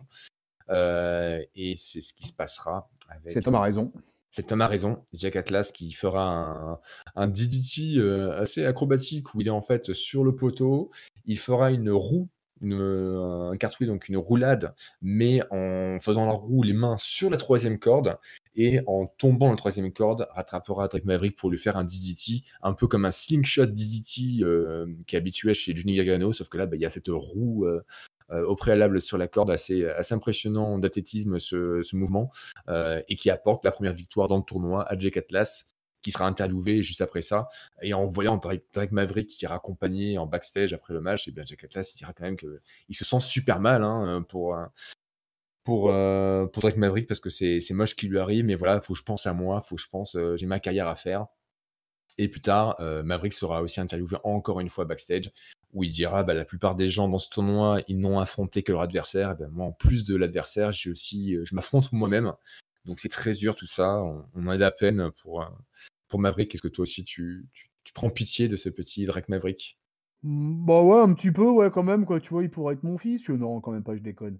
Mais ouais, c'est un peu triste. Moi, je suis un petit peu interloqué, en fait, par cette histoire-là, parce que est-ce que tout ça, c'est pas un work au final? Est-ce que Drake Maverick, il a été vraiment renvoyé? Est-ce que, tu vois, du coup, pour moi, il y a des espèces de. Dans mon cerveau, là, toutes les neurones se sont pas touchés avec cette histoire-là. Et je comprends pas trop. Va falloir que j'ai besoin d'un Einstein du booking parce que voilà, j'ai des problèmes de connexion là. Alors, il Et, y a 2 possibilités. La première, c'est qu'il a vraiment été viré, mais ah bon, ils ont dit: «OK, t'as t'as enregistré tel truc? t'es impliqué dans le tournoi, donc du coup, on te paye encore 3 matchs. Ton contrat est terminé, mais du coup, voilà, et on se D'accord. sert de ça pour en faire une storyline et pour mettre un peu de l'émotion, et parce que le public aime ce genre de storyline, quoi, où les gens ils mettent leur vie dans le ring, et genre voilà, c'est ma dernière chance, etc. Ça fait plaisir, ça fait pleurer dans les chaumières, donc du coup, ça crée du drama. Soit c'est le cas, soit effectivement c'est un work total, et que d'une manière ou d'une autre, il va réussir à récupérer un contrat derrière. Je sais pas du tout. Je sais pas du tout ce qui est la vérité. On ne saura que quand on le verra à l'écran. J'ai pas tellement de pronos non plus là-dessus, parce que c'est trop. On sait pas quoi. Il y a pas assez de background. C'est Ouais, ouais. trop neuf pour avoir une intuition construite sur quelque chose. Donc voilà, mais après, ce qui est bien, c'est que ça permet encore une fois de briser un peu le 4e mur, de se servir d'une peut-être réalité, ou du moins de réalité, parce que autant j'imagine qu'il peut faire ça avec une personne, un catcheur, genre on annonce qu'on te vire et finalement c'est un work pour le scénario, mais ils n'ont pas fait ça avec les 20 autres. Non, bien Donc sûr que du non. coup, à moins qu'ils fassent un truc genre Nexus Reloaded, où t'as les 20 personnes qui sont fait virer, qui débarquent à un show de la WWE et qui démontent tout le monde. Mais non, je crois pas. Donc Du coup, ouais, c'est à quel point il nous manipule, il joue avec nous, on ne saura pas, mais j'aime bien quand ça touche toujours un peu à la réalité, même quand c'est des réalités un peu tristes comme des licenciements en pagaille. Ouais. Ça nourrit les storylines d'une petite saveur, d'un petit sel de réaliste que moi j'aime bien. Voilà, Ouais, voilà. je comprends. Suite à ça, on a un deuxième On a match quoi pour après, le ouais? même Ouais, tournoi. après, on a un match bien sympa, ouais. Ouais, un gros Ouais, match je spoil de plus direct. de 11 minutes entre Kushida et Tony Nese. Donc Tony Nese qui a déjà été champion cruiserweight, Ouais. qui l'a perdu sans avoir été défait, puisqu'il avait perdu dans Oui, une triple frite et il n'avait pas été impliqué dans la et décision. c'était pas lui qui avait été piné. Exactement, donc du coup, il dit que pour lui, dans son esprit, il est toujours champion cruiserweight. Ok, merci Tony Nese. C'est pas comme ça que ça marche, mais si je crois, c'est le principal. Donc un gros match de 11 minutes disputé, mais c'est la sensation japonaise qui va l'emporter avec une prise de soumission, Sakura Balok qui aura faite un peu en hauteur au niveau des cordes et suite à un gros flip aérien, les deux atterrissent au sol, et bien Kushida maintient sa Sakura Balok et Tony Nese n'a pas le choix que d'abandonner. D'ailleurs, je trouvais que ce spot était assez violent, hein, parce qu'on a vraiment l'impression que vu qu'il lui tord le bras et qu'ils font un flip avec la gravité de tomber au sol et de maintenir la prise, vraiment j'ai cru que ça pouvait être très très très violent pour l'épaule ou le coude de Tony Nese. Bref, c'était vendu efficacement et donc Kushida avance, du moins gagne le point dans ce premier match. Apparemment, donc toi tu as bien apprécié ce match, j'en déduis. Ouais, carrément, ouais. Ouais, un des rares matchs dans lequel je suis pas sorti. Voilà, pour une fois, là, j'ai réussi à bien rester concentré. J'ai trouvé les deux bons entre les cordes. Et voilà, et Tony Nese, il nous aura fait un 450 quand même, splash de fort belle Ouais. qualité, ma foi. Hum. Et un putain de Spanish Fly comme je les aime de la part de Kushida, quoi. Et comme je les aime de John Morrison aussi. Et ça, c'est une prise. Charlotte aussi, chez les filles, le fait très très bien, le Spanish Fly. Et quand c'est bien porté, c'est une prise belle à voir. Et spectaculaire en même temps. Voilà. Oui, ça pourrait être d'ailleurs carrément un finisher, hein, un beau Mais Spanish Fly, ça d'ailleurs, pourrait réussir. il faudra regarder un petit peu dans les archives, les amis, mais je serais curieux de savoir quel catcheur utilise le Spanish Fly comme finisher, parce que ça doit être assez rare. Et je sais pas si c'est déjà arrivé dans l'histoire quand même de finir sur un Spanish Fly, mais c'est magnifique quand c'est bien porté. C'est une prise magnifique. Voilà, donc c'était un bon match. J'ai trouvé que c'était un bon match de catch. Tu vois, là pour le coup, on est dans le catch pur. Ouais. Et c'était un bon match de catch avec tout ce qu'il fallait et avec du stiff. Voilà. Kushida est vraiment un type que moi je découvre finalement, parce que je ne l'ai vu que très très peu, à part un petit peu à la Ring of Honor. Mais sinon, voilà. Donc si tu veux, moi je le découvre depuis qu'il est à NXT et j'aime beaucoup le japonais. Ouais, c'est vrai que là, du coup, on avait un beau match de cruiserweight, mais en même temps de la puissance, hein, parce que Tony Nese, il est très, très, très baraqué et puissant pour un cruiserweight. Kushida, l'un des meilleurs juniors qui sont les cruiserweights au Japon, à la NJPW. Donc, ouais, c'est bien ce tournoi. Il est notamment fait, je pense, l'opportunité pour que Kushida démontre un peu plus son talent. Ouais. Donc, c'est bien d'avoir des affrontements comme Je pense que celui-ci. c'est clairement calibré pour un catcheur de ce style-là, quoi. Donc Kushida va aller loin dans ce format-là de tournoi, quoi. Oui, d'ailleurs, Byron, au commentaire, Alors, a annoncé que rappelle-moi, c'était un des favoris. le règlement, c'est quoi? C'est les deux premiers qui. C'est ça, C'est les deux premiers, les deux premiers qui se qualifient, ouais, quoi. il y a deux poules. Il y a deux poules et c'est les deux premiers de chaque poule qui sortent pour des demi et après une Non, finale. Non? Ah non, c'est une finale directe? c'est finale directe. C'est une finale Le directe. vainqueur en mode championnat de chaque poule affronte le vainqueur de l'autre. D'accord, ok. Voilà. Ok. Voilà. On passe ensuite C'est bien, backstage j'aime avec bien. J'aime ouais, bien ce format. J'aime bien. petit écho du G1, pour Ouais, ceux bien qui sûr, suivent le hein, Japon. on n'est pas dupes. Eh non, on sait. On sait, nous. On est les vrais. Nous sachons. Ceux qui sont des vrais aussi, qui sont des vrais étalons, c'est bien Matt Riddle, le champion Voilà. tag team, et son partenaire de substitution, intérimaire lui aussi, hein, beaucoup d'intérim, Timothy Thatcher. Donc Ouais. ils sont interviewés backstage par Mackenzie Mitchell. Voilà, ils se demandent comment ça se passe, cette tag team. Voilà, il se dit que c'est cool, et on a surtout Matt Riddle qui blague un petit peu, qui dit que voilà, Timothy Thatcher c'est un bel homme, et quand il regarde dans ses yeux bleus, il voit les yeux bleus de Pete Dunne, et là Timothy Thatcher lui dit mais mec, j'ai les yeux marrons, On s'en fout de ça, c'est pas grave. Je vais montrer la semaine prochaine à quel point tu es un bel homme. Donc, fais-moi confiance. Et on a un Timothy Thatcher qui ne sait pas trop ce que le Original Bro a en tête. Eh bien, moi non plus, je ne sais pas ce qu'il a en tête. Je sais pas si toi, c'était un petit indice ou une inspiration. Oh non, même pas Même pas. vraiment. Je t'avoue, j'ai suivi ça un peu d'un œil. Voilà. Bon, c'est bien, Timothy Thatcher, il est quand même, j'espère qu'il est quand même champion tag team, qu'il bénéficie de la Freebird Rules. Et A priori, oui, c'est ce a qu'on nous priori, dit. oui, hein. Ouais, c'est Ouais, bien ouais. ça. Ça, c'est C'est- bien. Donc, Mais, pas très inspiré par ça. Très bien. non, je suis pas super, non. Ah Je ouais, moi t'avoue que non là, plus. pour l'instant, la Tag Team Division masculine, ouais, pour l'instant, à NXT, je trouve ronronne un peu, quoi. Ah. Donc, mais c'est lié à pas mal de choses, quoi. Est-ce Mais, que, est-ce que la division, à défaut de la tag team, est-ce que la division mixte à NXT, ah qui est quand même oui! un peu plus sur Ah, deux là, elle peut segments être susceptible de plus m'intéresser, ouais. on a d'un côté une vidéo package De toute façon, de. j'aime bien quand il y a les filles, moi, de toute Eh façon. ouais, je suis d'accord. Une vidéo package de Kayden Cross et de Scarlett Bordeaux qui nous disent en gros, via la voix de Scarlett, qu'ils nous ont envoyé suffisamment d'avertissements. Le jour de l'apocalypse en gros arrive et vous ne pourrez rien Ouais, faire pour y échapper. On revoit des images ouais. de l'agression la semaine dernière de Tommaso Ciampa. Donc ils sont pas encore là les deux, mais ils arrivent. Hein, voilà. Bientôt, soon. Et encore du mix, Ouais. on a le couple wrestling, hein, donc Johnny Gargano et Candice LeRae, qui sont chez eux en train de dîner. Un segment assez notable, on va prendre un peu de temps pour en discuter, parce qu'il y a des choses à dire. Déjà, premier truc, ils sont dans leur maison, ils sont en train de dîner. Candice qui apporte le dîner, ça a l'air fort bon, elle a préparé des trucs, ça a l'air cool. Et on voit, première chose, c'est que sur la table, sous une cloche en verre, il y a la coquille de protection qu'elle avait refilé à Johnny lors du match contre Tommaso Ciampa, qui l'a protégé du coup de pied dans les roustons. Donc du coup, voilà, déjà la coquille de protection est sur la table dans une cloche en verre comme un souvenir, un trophée. Première chose. Ah, mais Deuxième y a que dans le catch que tu peux voir ah un ouais, truc comme ça, hein. n'importe quoi.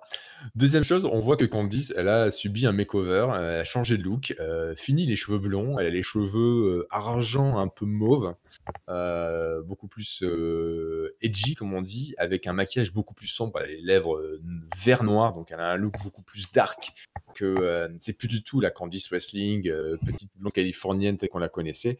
Non, ça y est, elle assume le côté obscur. Et donc, on va avoir une longue vidéo promo entre les deux où chacun, ils vont parler entre eux, mais ils vont parler aussi face caméra en disant voilà, je suis passé par tout ça, moi, Johnny Gargano. Dès qu'il y avait un truc, on me demandait hey Johnny, est-ce que tu peux faire aller dans telle émission, faire la promo d'NXT? Pas de problème, j'y vais. Et Johnny, est-ce que tu veux bien signer un autographe pour un fan? Pas de problème, j'y vais. Et Johnny, est-ce que tu veux tourner une petite vidéo pour souhaiter l'anniversaire à un fan, machin? Ouais, pas de problème, j'y vais. Et puis d'un coup, la caméra devient, alors c'est en couleur, ça devient du noir et blanc, avec un effet un petit peu distorsion. Et là, il commence à trash-talker tout ça en disant que c'est de la merde, que en gros, on a beau être une bonne pomme, tout ce qui se passe, eh bien, au final, c'est qu'on se fait avoir.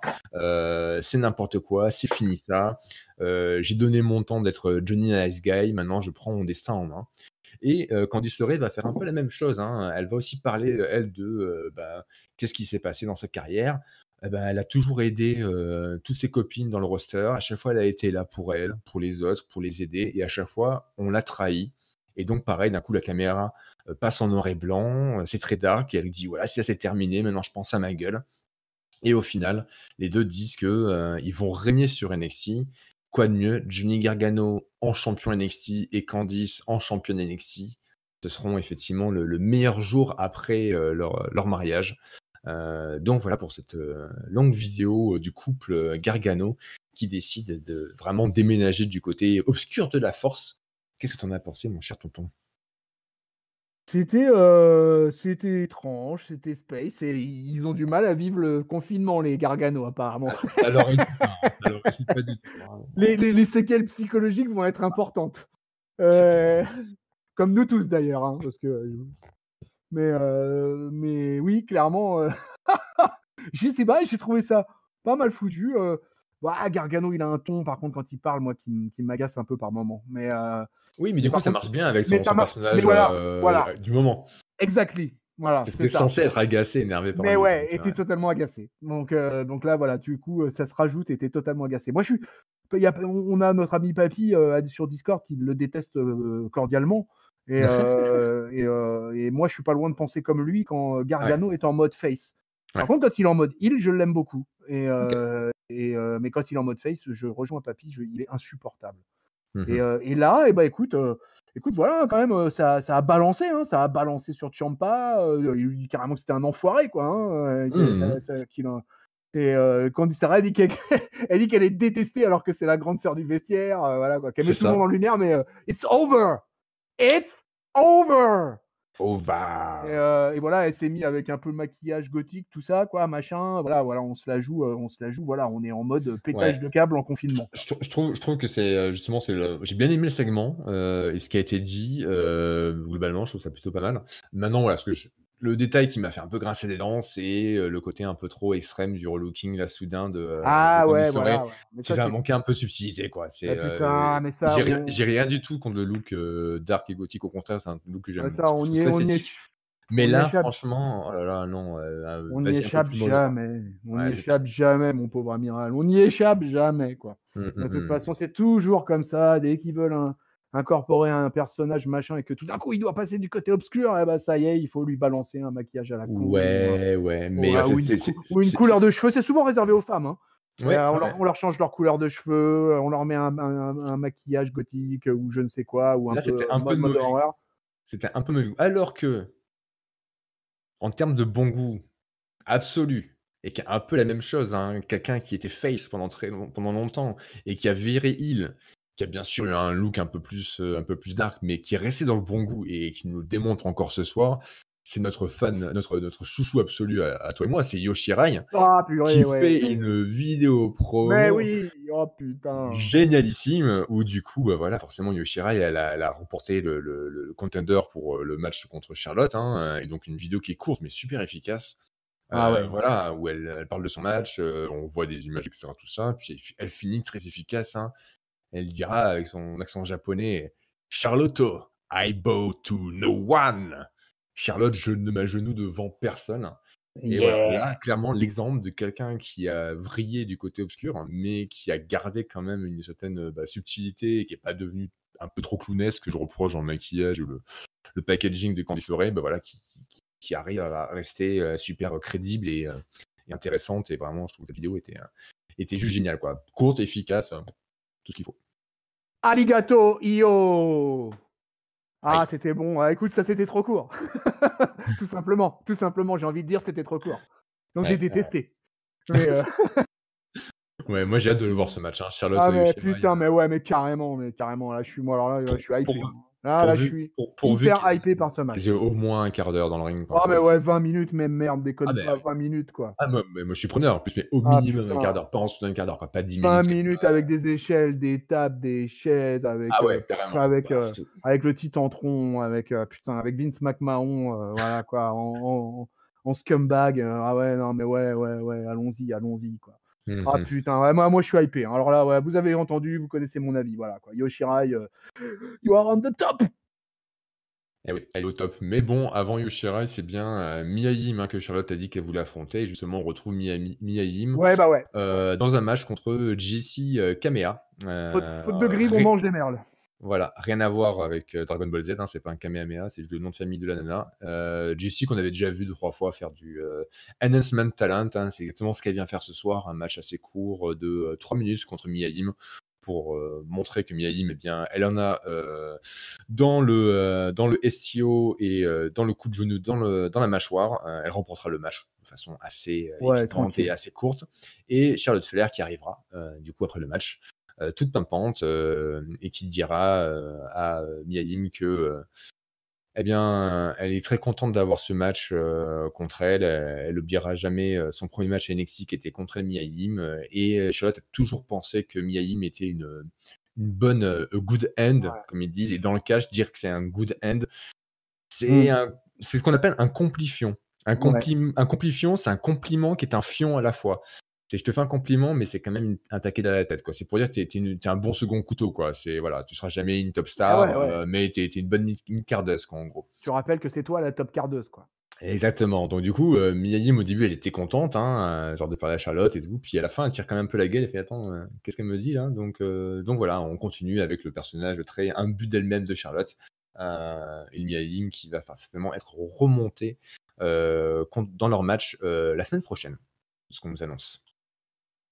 Ouais, la semaine prochaine, ouais. Mmh, mmh mh. Et bah, écoute, voilà, on est là dans l'exemple typique, de la jobbeuse, que la top cardeuse va mettre en valeur, la semaine prochaine en l'occurrence. Mmh mh. Et moi je trouve qu'on est là-dedans, quoi. Bien évidemment, Charlotte Flair va battre Mia Yim mais l'important n'est pas là. L'important c'est que Charlotte Flair, tu vois, elle grimpe les échelons avant d'affronter, Io Shirai. Elle va péter quelques bouches au passage, dont Mia Yim est la première de la série. Mais tu vas voir, voilà, on sera typiquement dans le match avec un jobber, mais elle aura pas, Mia Yim, elle aura pas 2 minutes, elle aura 7-8 minutes. Elle aura un Mmh. vrai match. Et Un c'est vrai bien, match. c'est tant mieux pour Mia. Mmh mh. J'aime On est bien Mia, j'ai d'accord. une certaine affection pour elle, j'aime bien son comment dire? J'aime bien son environnement hip-hop. Voilà, Ouais, son paquet. j'aime bien son package, je trouve que c'est une mid-cardeuse et elle me va tout à fait, quoi. Ça va très bien. Une autre, compétitrice, beaucoup de focus sur la division féminine, qu'on sait, très vaste à NXT. C'est un segment, tourné, en belle journée dans une très belle piscine, où on a donc du coup, Robert Stone, de la Robert Stone Brand qui est allongé, qui fait une petite interview, à la caméra pendant que Chelsea Green se fait photographier. Donc voilà, il dira que Chelsea Green a tout le package réuni, elle le rejoindra dans les transats. Et donc voilà, donc ils disent qu'en gros, quel est le visage de la division. Enfin, ça, c'est les seuls à le croire, et à le penser, mais ils sont encore dans leur espèce de bulle de superstition et d'illusion, en croyant que c'est les meilleurs au monde. Même si bon, bah, Chelsea Green, elle est pas dans la title picture du tout. Donc voilà, moi je trouvais que c'est bien fait, c'est bien filmé, bonne qualité vidéo, la piscine était fabuleuse, etc. Mais après, je suis pas forcément très réceptif à ce gros, à ce délire très marketing, superstar Instagram, etc. Moi, j'ai connu Ouais, Chelsea Green dans son ancienne incarnation à la TNA, où elle était plus en mode mariée, complètement psychotique, avec du ouais, sang, un peu taré et compagnie. J'ai trouvé ouais, ouais. un peu plus intéressante. Moi aussi, je préférais la Chelsea Green de la TNA. Ouais, là, je sais pas La quoi. Chelsea Green de NXT m'intéresse pas, en fait. Disons qu'elle Donc me rappelle le elle me rappelle un peu trop le délire, diva, en fait. Total diva, de la WWE, des heures sombres féminines de la WWE et je sais pas. Ouais, il y a de ça aussi, ouais. Ouais, ouais. Mmh. Non, ouais, moi, j'accroche pas trop, hein. Donc Ouais, Chelsea Green, même dans le ring, j'accroche pas trop. Donc ouais. pour moi, elle est, Mmh. elle est moyenne, moyenne moins, quoi. Voilà, quoi. Donc si tu veux, bah, pour le coup, ouais, ce segment m'a Mmh. pas passionné, quoi. Bah, écoute, de toute Et puis, façon le seul truc, c'est qu'elle s'attaque à Rhea Ripley à la fin de la ouais, promo. oui, Bon, Rhea Ripley, je pense qu'elle va la dévorer tout cru, quoi. Avec une pincée de sel et puis un petit peu de romarin bio. rien que ça. Allez, du bio, c'est important et local, du romarin Et local. local. Et même Ah, d'ailleurs, il peut ne pas circuit être court, bio. Il peut ne pas être bio, mais s'il est local, c'est bien, c'est bien. Après, il faut c'est bien. juste vous renseigner quel genre de culture possède la personne qui vous vend l'épice ou le fruit ou légume. Mais Ah bah, sinon, en le parlant bio, le bio d'épices n'est pas obligatoire à 100%, quoi. En parlant d'épices et donc du coup de mexicaine, on en parlait au début de Luchadore, c'est le moment de début à NXT, de El Hijo del Fantasma, le fils du fantasme, Oui, oui, dans le cadre du tournoi, Arriba.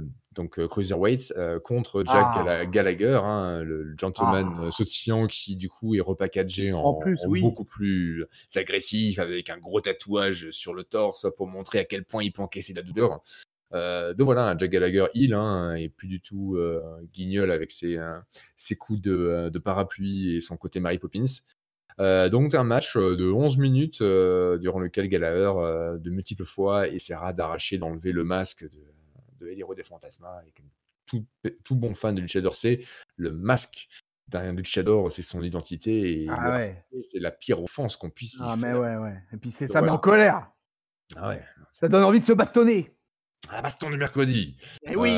Donc Gallagher, il n'arrêtera pas d'essayer de faire ça, mais l'Héros des Fantasmas sera plus fort et avec un gros Samoan Driver, gagnera donc son premier match du tournoi. Il sera interviewé un peu plus tard sur le parking, hein, toujours sans t-shirt et en masque, évidemment, en parlant de sa victoire, quand d'un coup débarque la camionnette du Dark Order Mais qui ouais! vient, vu que c'est un Mais Mexicain, ouais! l'enlever. Sauf que El Héros des Fantasmas, contrairement à Joaquin Wilde et contrairement à Raúl Mendoza, c'est pas un loser, c'est un winner, il gagne ses matchs, et bien il mettra en déroute des agresseurs qui s'en iront la queue entre les jambes. Et ouais, Et le oui, Dark alors Order du a coup. foiré son coup. Mais tu sais, du coup, c'est pas le Dark Order. Ah! Parce que Ah! le Dark Order ne Une recrute que révélation! Une révélation! le Dark Order ne recrute que les perdants. Alors que là, El Héros des Fantasmas, il a gagné. Et ouais. Ah! Mais Donc ça ne voilà! tient plus, c'est plus le Dark Order. El Héros del Fantasma, il a Eh, résisté à l'enlèvement du Dark Order, qui n'est pas le Dark exactement. Order. Bon alors, qu'est-ce que t'en as Impossible, pensé, toi, impossible. toi, Putain, qu'est-ce que gros j'en ai fan de pensé! Luchador? Ah Ouais. ouais, bah, puis en plus, gros fan de ce catcheur-là en particulier. Donc, oh! Alors là, mes amis, la semaine dernière, j'en ai parlé un tout petit peu, juste une présentation très rapide, mais là, je vais profiter qu'il a eu du temps d'antenne. Donc, moi, je vais prendre du temps d'antenne sur El Héros del Fantasma, Jorge Luis Alcántar Bori, ami mexicano d'Acapulco, 35 ans, il a cet ami. Hein, il n'est pas super grand, hein, il fait 1m80, mais par contre, il fait 90-92 kilos, quoi. Ah ouais, c'est D'ailleurs, un gros bébé pour Cruiserweight. il a été annoncé à 218 pounds, hein, ou 217 pounds. Ouais, Donc il est au-dessus de la catégorie cruiserweight normalement. ouais. Il est pas Et tout alors, fine, hein. écoutez, j'adore ce catcheur, quoi. J'adore ce catcheur. Il a commencé au milieu des années 2000. C'est un catcheur mexicain de seconde génération qui a été à la CMLL, quoi, et qui a été champion du monde trios avec la Mascara. Ah là là là là là là là là là. Et il a été, malgré tout, il a été champion cruiserweight déjà puisqu'il a été champion du monde poids moyen de la CMLL. Voilà. Et il a bossé à la AA aussi. Enfin, il a bossé, voilà, il a bossé dans tout le milieu. Il aura même fait un pacte entre 2017 et 2018, hein, s'il y en a qui se souviennent. Ah ok, je savais pas. Et de 2014 à 2019, bah, c'était le personnage King Cuerno de la Lucha Underground. Et voilà. Alors moi, je le connaissais déjà d'avant, mais je le connaissais sous son appellation. Voilà. Donc là, il est arrivé en King Cuerno et il avait un cosplay phénoménal à la Lucha Underground. Et j'adore ce catcheur, quoi. Et là, voilà. Et Jack Gallagher était un adversaire parfait. Voilà. Donc c'était super bien. Vraiment une opposition de style là, Angleterre versus Mexique. Voilà quoi. Moi j'étais, mais alors là, voilà, encore un match à NXT dans lequel j'étais dedans après le Kushida Tony Nese. Voilà, j'étais dans ce match, quoi. Voilà, j'y étais parce que j'étais tellement focus sur El Héros del Fantasma et de voir Jack Gallagher faire une belle perf derrière. En plus, j'étais content, quoi, d'avoir une belle alchimie entre les deux, quoi. Et voilà, bah écoutez, franchement, pour moi, ceci n'est pas une prédiction, ceci est un spoiler. S'il déconne pas avec El Héros del Fantasma, il va aller haut, ce garçon. Il va aller haut. Croyez-moi, c'est un putain d'enfoiré de catcheur, de Mexicain. Voilà, un luchador, mais un luchador qui est costaud, qui envoie de la patate, qui peut être hyper stiff. Allez voir un peu à la Lucha Underground. Allez voir d'ailleurs son titre de champion du monde des poids moyens de la CMLL. Vous le trouverez sur YouTube, ça. Voilà, c'est un catcheur qui a, pour moi, le total package, qui va avoir le problème éternel des Latinos, qui est, mon cher amiral, Se faire enlever par Dark Order? Non? non, un autre. Bah, le Quel est micro? Le micro? Ah, bah ouais, le micro. Le mic. Et ouais, pécho le mic pour El Héros del Fantasma. Est-ce que ça va pas être le point noir qui va le fracasser à la WWE? Mais sinon, il a le total package. Ce suicide dive qui nous sort sur le Jack Gallagher. Ouais. Et comment le Jack Gallagher, il le sale trop bien, Jack Gallagher, d'ailleurs, quoi. Parce que Jack Gallagher, j'ai eu peur pour sa nuque, quoi, quand il est tombé, quoi. Et ah putain, c'était, ouais. Non, bah voilà, là, je viens de vous dire tout le bien que je pense de El Héros del Fantasma. Et voilà le plaisir que j'ai eu à le voir ce soir. Ah bah, très bien, content que tu Ce sois mercredi. ravi de son arrivée à NXT. Ouais. Il est temps d'arriver au main event of the evening, donc un match tag team playa entre Velveteen Dream et Keith Lee contre Undisputed Era, qui sera représenté par Adam Cole et Roderick Strong. Bobby Fish, bien sûr, qui sera pas loin dans le parage, bien sûr, pour tricher comme les villes qui sont. Et très rapidement, ce match va, tel un train, se faire dérailler de sa course, puisque il y aura de la confusion, l'intervention de Bobby Fish qui se fera virer très rapidement des abords de ring par l'arbitre. Et dans ce marasme, qui c'est qui en profite pour pointer le bout de son nez, sortir sa matraque télescopique et donner 2 violents coups en pleine gorge à Keith Lee? Eh bien, c'est Damien Priest, qui veut vivre pour toujours et qui, du coup, Ton jumeau Bon. vocal. mon jumeau vocal, tout à fait. Et du coup, Keith Lee, qui n'est plus apte à catcher, parce qu'après 2 coups de matraque télescopique dans la gorge, autant vous dire que dans la trachée, vous pouvez pas catcher, quoi. Donc aussi sans limite qu'est Keith Lee, eh bien, il sera raccompagné à l'extérieur, se faire soigner. Donc, c'est un handicap match qui se déroule avec Velveteen Dream seul pour affronter Adam Cole et Roderick Strong. Donc, il essaie de maintenir le bateau à flot, mais il est forcément victime du nombre. Quand tout d'un coup, on s'aperçoit dans le fond qu'une présence lugubre observe tout ça, tel un peu un stalker. Comme la semaine dernière, eh bien, c'est Dexter Lumis qui, comme la semaine dernière, regarde le main event tag team et à un moment Mais donné, ouais, voyant les mais difficultés de Velveteen Dream, commence à arriver près du ring et tend la main à Dream pour qu'il lui fasse un tag, et c'est ce qu'il va faire, et Lumis est officiellement dans le match. mais Donc ouais. on revient à un tag team match. Et du coup, forcément, Undisputed Era qui est surpris de ce qui se passe, ça va causer beaucoup de confusion. Dexter Lumis qui a une séquence plutôt impactante, hein, et bien vendue, avec un Spinebuster assez monstrueux. Il y a Bobby Fish même qui revient pour aider ses potes, même s'il a été viré plutôt du ringside. Et du coup, Dexter Lumis va faire un move high flyer à l'extérieur pour tout simplement se débarrasser de Roderick Strong et Bobby Fish à la fois. Il ne reste plus dans le ring que Adam Cole et le Velveteen Dream, qui fera son Purple Rainmaker sur Cole pour la victoire. Donc ça y est, Velveteen Dream, après des semaines et des semaines de poursuite d'Adam Cole, arrive enfin à faire le tomber sur lui dans un ring. Dexter Lumis qui continuera à regarder le Velveteen Dream avec son regard bleu glacial flippant. Velveteen Dream qui sera content de ce qui s'est passé, mais qui ne saura pas trop quoi en faire de tout ça. Est-ce que toi, tu sais quoi en faire? Est-ce que tu comprends quelle est la motivation de Dexter Lumis dans tout ça entre cette semaine et la semaine dernière? Je sais pas, mais par contre, il me plaît de semaine en semaine, le Dexter. Je trouve qu'il monte en puissance auprès de moi, en tout cas, quoi, parce que je le trouve meilleur de mercredi en mercredi. Dans tous les cas, c'est sûr qu'il Et gagne ça une temps d'antenne rapidement et ouais. dans des bons spots, hein. Il Et ça m'a pas profite. dérangé qu'ils se mettent du côté du face, et que parce que voilà, parce que pour moi, c'est pas un face turn ou un mini face turn ou je sais pas quoi, tu vois. Il est voilà, ce Ouais. mec, il est à part, il a un truc à part, et il va faire des trucs bizarres comme ça. Il va se mêler des fois à des heels, il va des fois, quand il va avoir besoin, il se mêlera à des faces. C'est ce qu'il a fait avec Velveteen Dream. J'ai trouvé que c'était très bien réfléchi comment éliminer Keith Lee du match. Voilà. Ouais.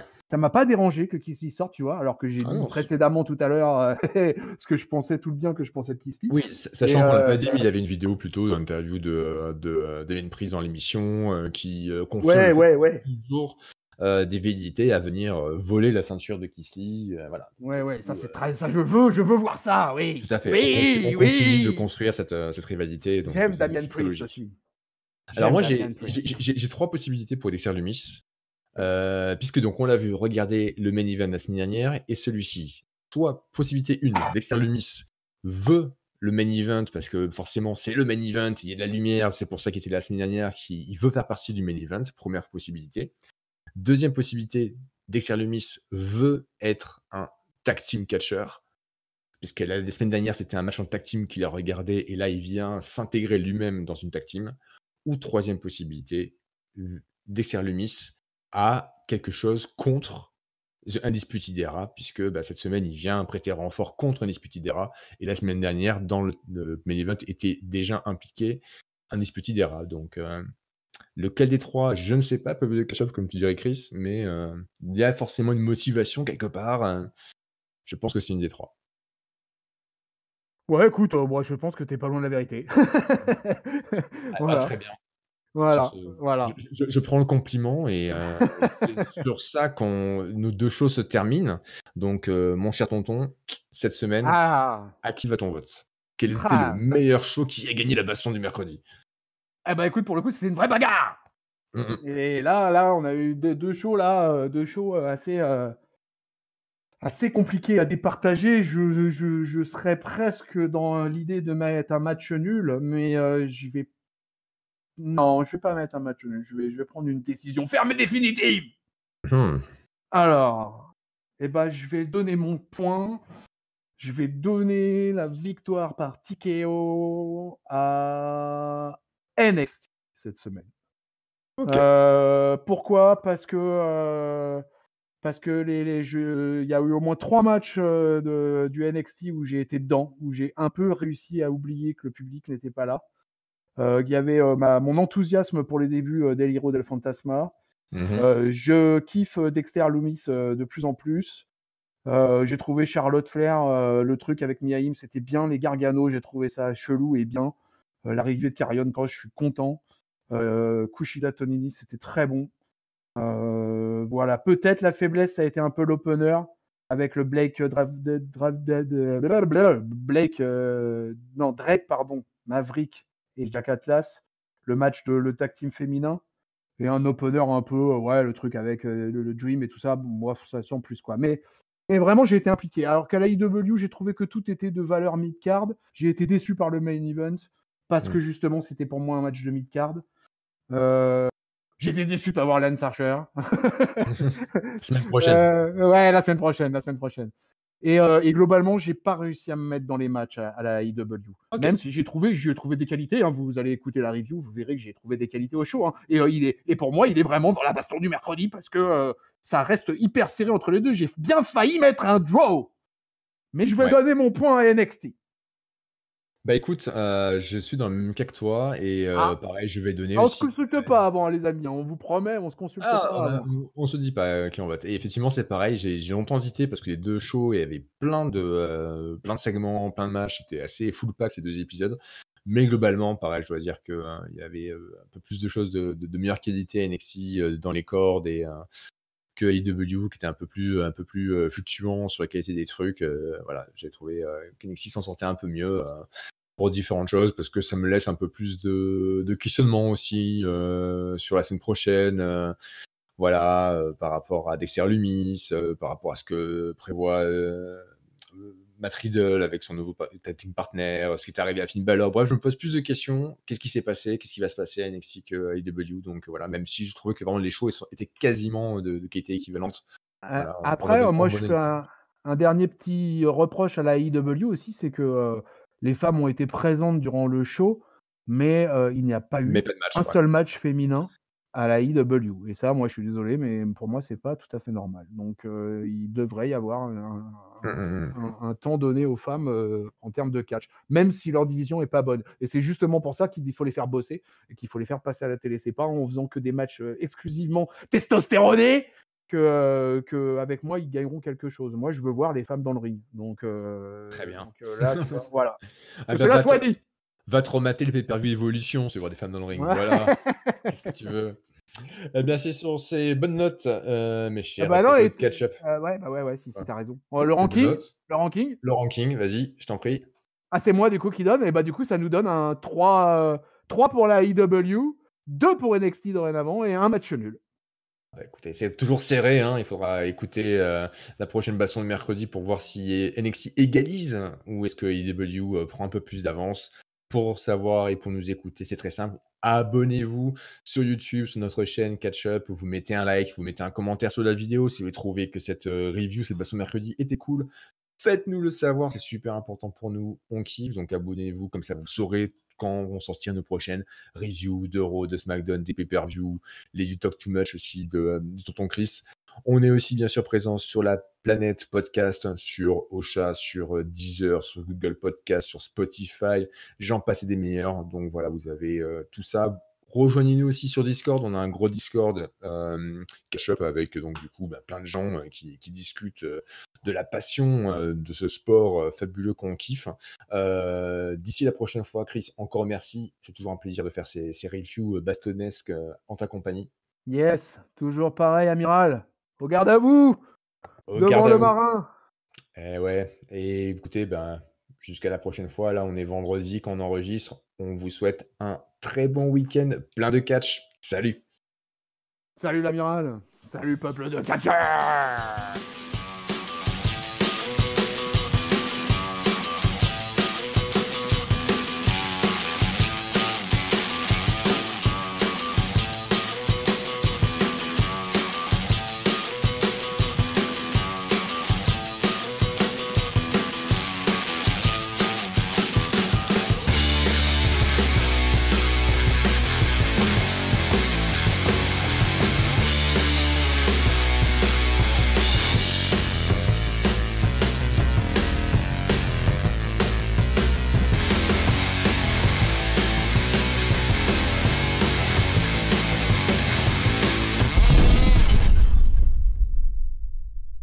Bon, allez, amiral.